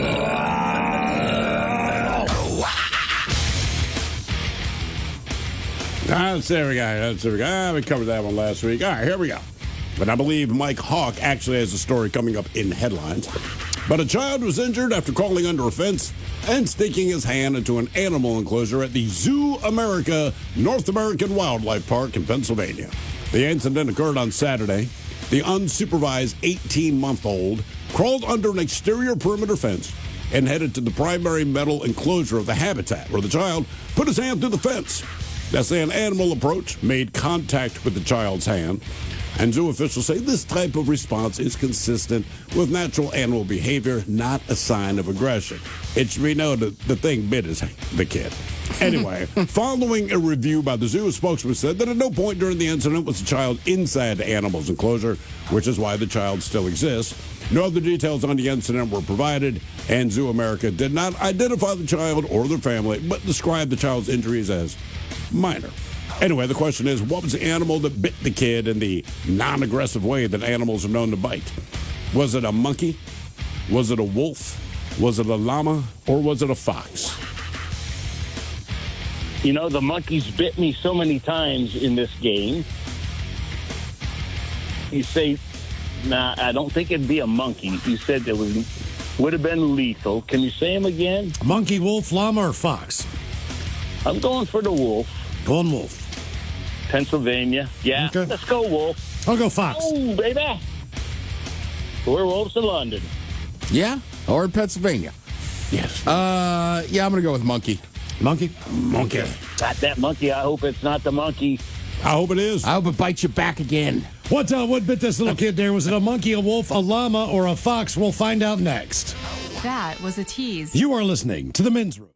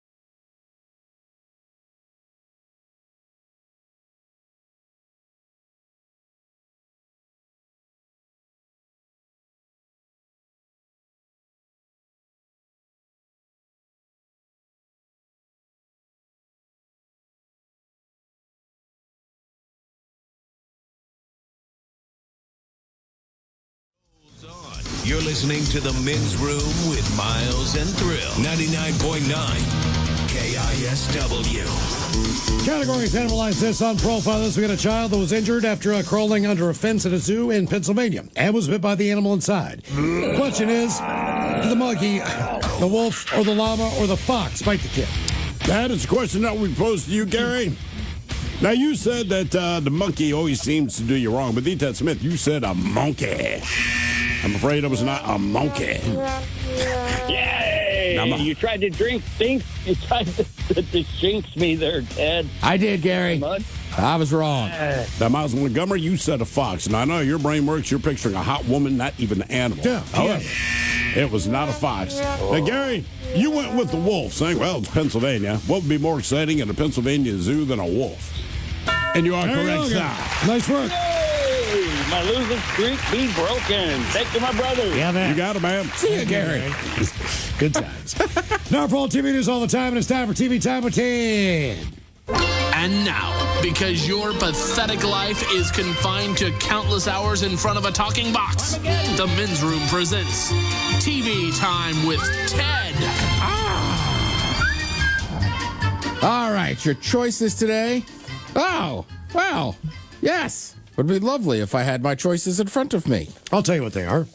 Hang on. Oh, there they are. All right. Okay. Your choices today. Sorry, I was freaking out. I was like, wait a minute, I wrote these things. You have Bill Maher. You have Saturday Night Live. Then you'll have the Jimmies. Fallon and Kimmel. Colbert. Steven. Seth Meyers. Or Ted Smith. Or is it late night? It is right that the time these guys have teams of talented writers help them come up with their monologues each and every night. It is up to you to determine, is this an actual late night joke and from whom, or could it be the Ted Smith original? Candy maker Reese's has announced that after complaints from its founder's grandson, it will return to chocolate instead of the chocolate coating compound. Not to be outdone, the grandson of Peeps founder wants to go back to real skin. SNL. Yeah, I'll say Weekend Update. Yeah, it's SNL. Candy maker Reese's announced that after complaints from its founder's grandson, it will return to using chocolate instead of a chocolate compound coating. Not to be outdone, the grandson of the Peeps founder wants to go back to real skin. Just real quick, another example. There's nothing wrong with that company. They were clearly making a ton of money, right? For years, it was owned by this foundation, right? Because they didn't have... So either way, it just shows you, like, gets bought by private equity or whatever. It's like, why are you changing? Like, you're still making money hand over fist. What are you going to say? We can make a little more. Oh. Man in Florida was arrested a couple weeks ago. He was trespassing at a hotel because he wouldn't leave after his reservation ended. And at the time, he was wearing a stolen inmate uniform. And after that, he got one of his own for free the same day. D-Ted Smith. Yes. Yeah. How would you steal that? And he had stolen it years ago, I guess. Yeah. And then committed a crime. Yeah, it's got, dude, I don't know, self-fulfilling prophecy. New Jersey is telling residents to secure their garbage so bears don't get into it after coming out of hibernation. Ah, New Jersey. No one steals our precious garbage.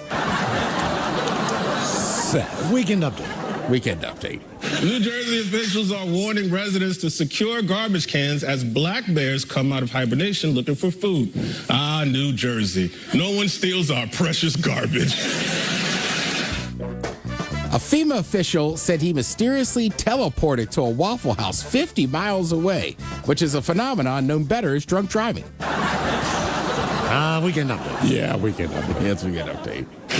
A top FEMA official revealed in an interview that he once mysteriously teleported to a Waffle House 50 miles away, which is a phenomenon better known as drunk driving. I mean, obviously, I hope he wasn't driving, but it's the truth. Jesus. If you come out of like if you're out boozing and then your buddy drives you, like I could fathom that. Like you're not teleporting to Waffle House. No, to the Waffle House. Correct. Come on, man. Yeah. Like if let's say you want to, I want to teleport back to Maryland because I can get Lito's Pizza because it's not out here.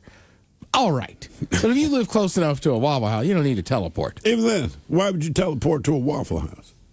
Who knows? I'd like to teleport right now. To a Waffle House. Just anywhere. Just Ted teleporting around. You know what I mean? Like, it'd be kind of cool. Yeah, YouTube channel. Yeah. Ted teleports. TedTeleports.com. I teleport to food places. I'm in the mood for Texas barbecue. Poof. I'd certainly do it when I'm hungry. And probably rob the place.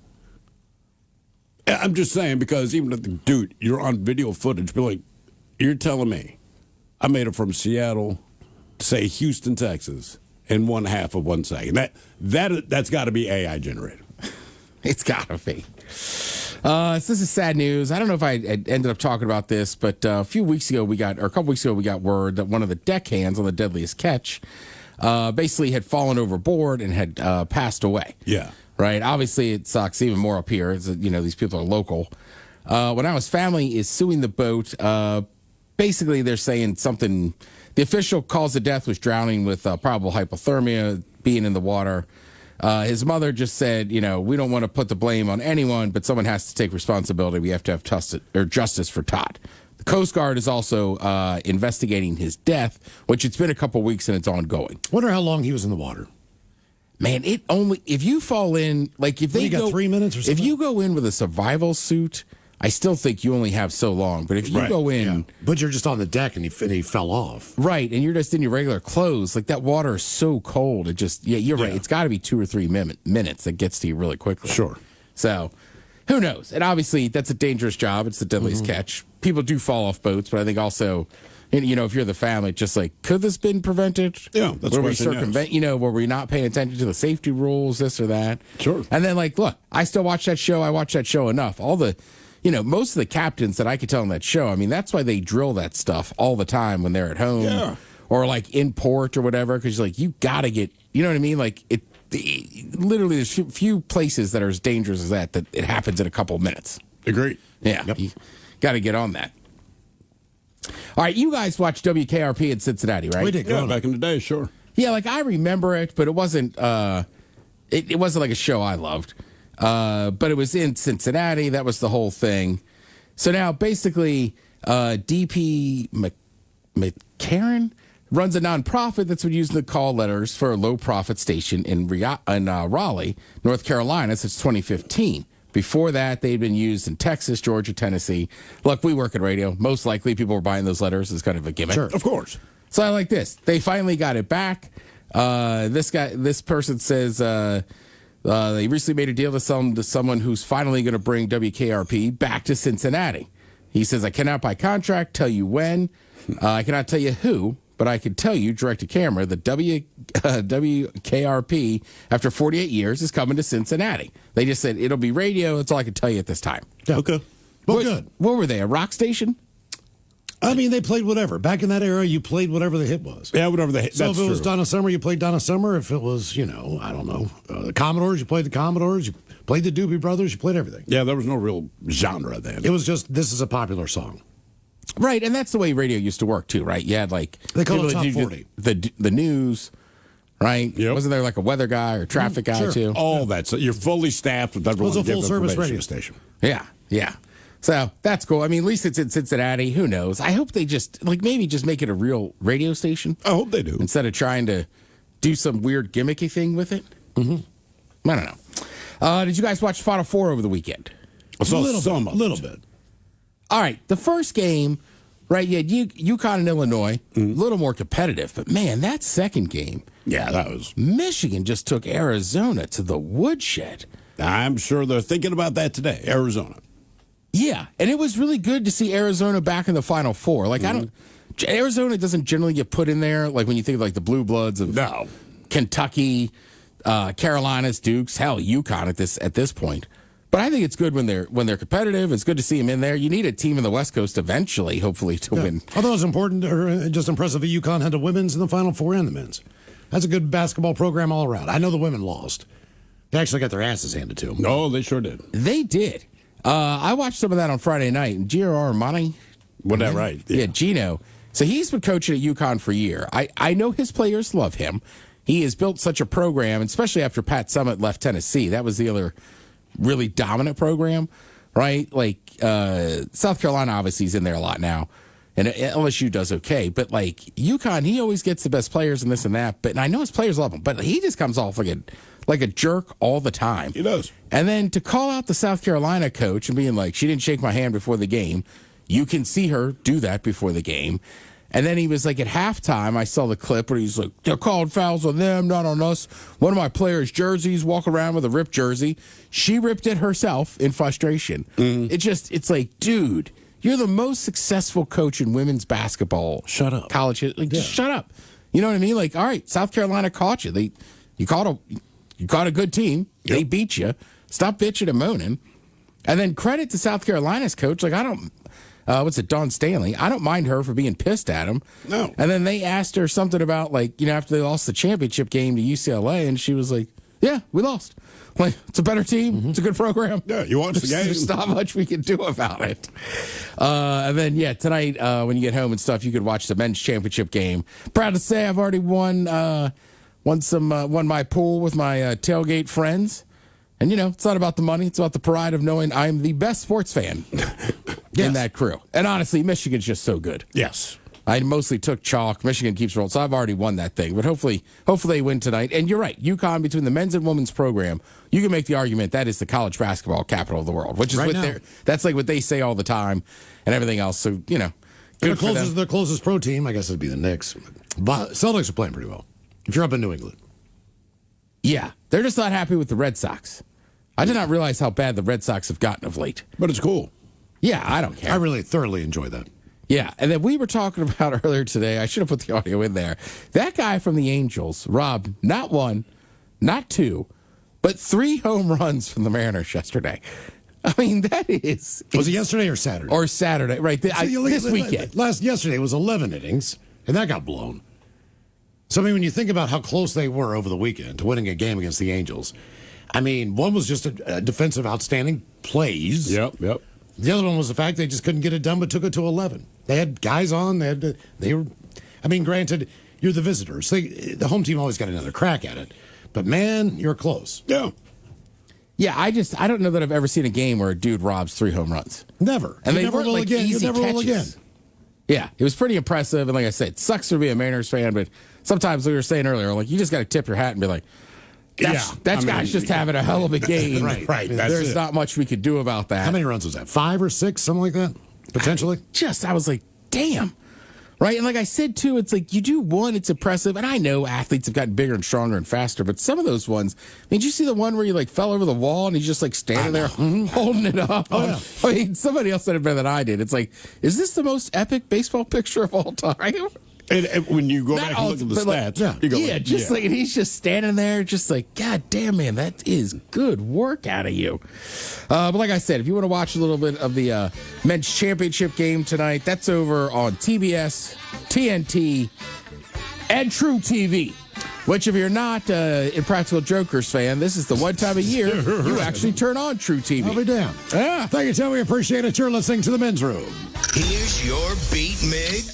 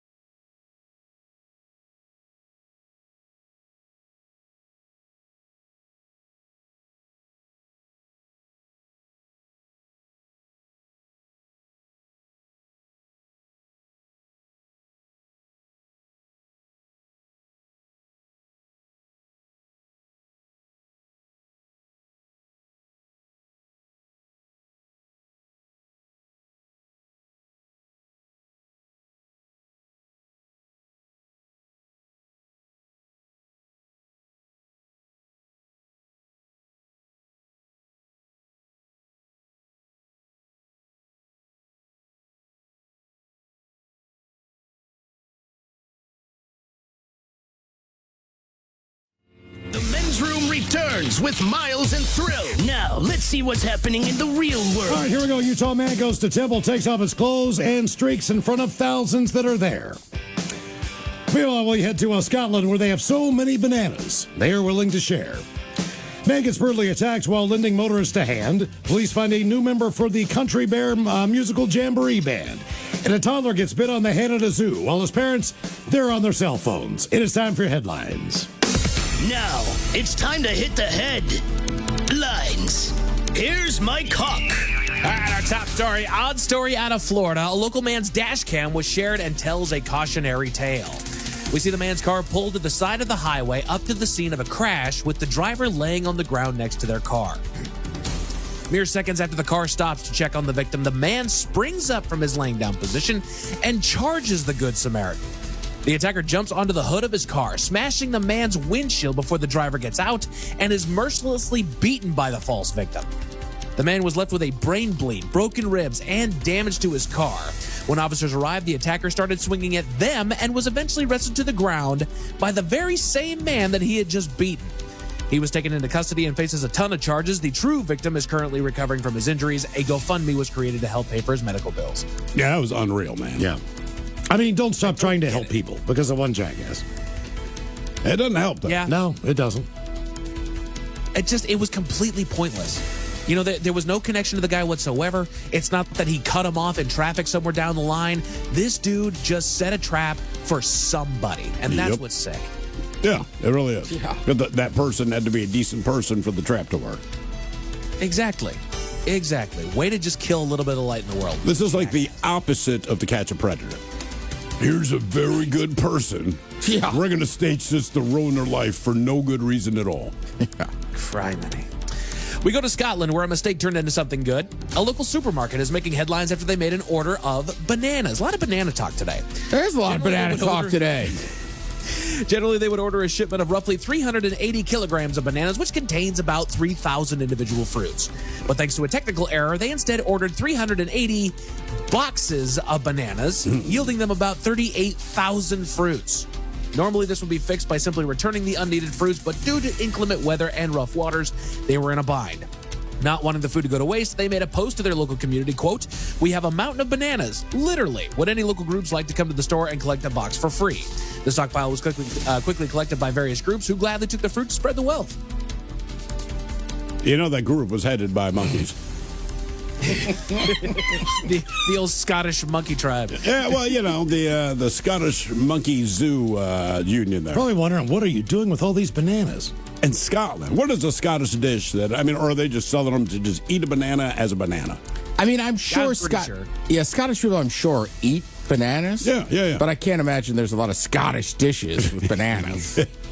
Oh, back to the old motherland. Yeah, Mike, is there banana and haggis? Haggis? Well, they do turn them into like mini bagpipes after a while. So. Oh, all right. That makes sense. My bad. Banana pipes.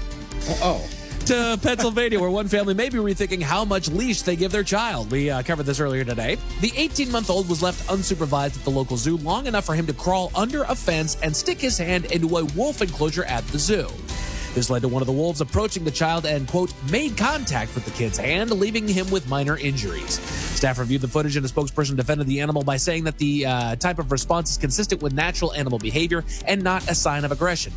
The name of the family nor the child was released, but the public was reminded that safety and well-being of patrons as well as the animals is of the utmost importance to the zoo, and visitors are expected to follow the rules of restricted area and keep young children under strict supervision, especially, when they're 18 months old around a wolf enclosure. I was going to say, the zoo puts more emphasis on that than the kid's parents. Yeah, no I can't believe that the kid well, I guess it was another barrier. Yeah, there's two barriers. There's a second barrier. That's why I was like, well, the wolf could have got out anytime he wanted to, but guess not. No, yeah. And the wolf nipped the kid, okay? Like, can we calm down just a little bit? Oh, my kid's crying. Yeah, he was in a place he wasn't supposed to be. Way to go. Well, the wolf. Yeah, exactly. Right. Specifically that part. Carnivore. God, got it. But just in case those stories left a bad taste in your mouth, there's good news. we go to New Jersey, where none are left behind. Authorities got an odd call about an animal in distress along the highway, a black bear cub that had been abandoned alone in the ditch next to the road. They arrived on the scene and took in the little cub, safely securing and transporting it back to their barracks, where it was later released to the Department of Environmental Protection for proper care. Yay, we got bears. But again, our question, what do you do with the bear? Do you put it back out in the wild where it hasn't learned anything from mama to figure out how to hunt or blah, blah, blah? I know there's instinct and all that, but typically you got to learn the ins and outs of the craft, so to speak, from the parent. I think that is a zoo bear all day. Just because if the mom abandoned it, that kid is not going to survive out in the wild anyway. Let me tell you why I abandoned his ass. Yeah, I don't know. I still let that bear back in the wild. They had to punch the monkey back out in the wild. You don't lock up runaways, Mike. You don't. I agree. Punch the Monkey was abandoned, and now look at him. He's an internet sensation. He's thriving. They named him Punch the Monkey because when you say those three words together. Can we just make that his full name? Punch the Monkey. Punch the Monkey. Yeah. Doggone it. Time for some men's room sports. You've got basketball on Peacock tonight, hockey on NHL, and baseball over on MLB. The Mariners dropped the series to the Angels over the weekend and make a quick turnaround to play in Texas starting tonight. That game is currently underway over on Mariners TV. And the Kraken look to scrap a few wins together before the end of the season as they're in Winnipeg taking on the Jets. That game also underway over on Kong. As far as your weather, the nice weather continues. Should just be partly cloudy skies and a low of 45 tonight. Tomorrow, we are looking at sunshine and a high right around 56. That is it for headlines with that. Mike Hawk is out. Thank you, sir. Joined by the Daily Mix Morning Show tomorrow. Sit and Spin goes to the moon. Lovely Jolene is up in just seconds. Yes, indeed. It's all true. But in the meantime, well, we be all about this bitch. So until tomorrow, please do what you do best. And for Aletha's sake, stay beautiful. The Men's Room has been taped before a live studio audience. Wardrobe and makeup provided by Mantastic Limited. This has been a presentation of The Men's. Portions of the following program have been pre-recorded. It's The Big Rock Show with Jolene. 99.9 KISW.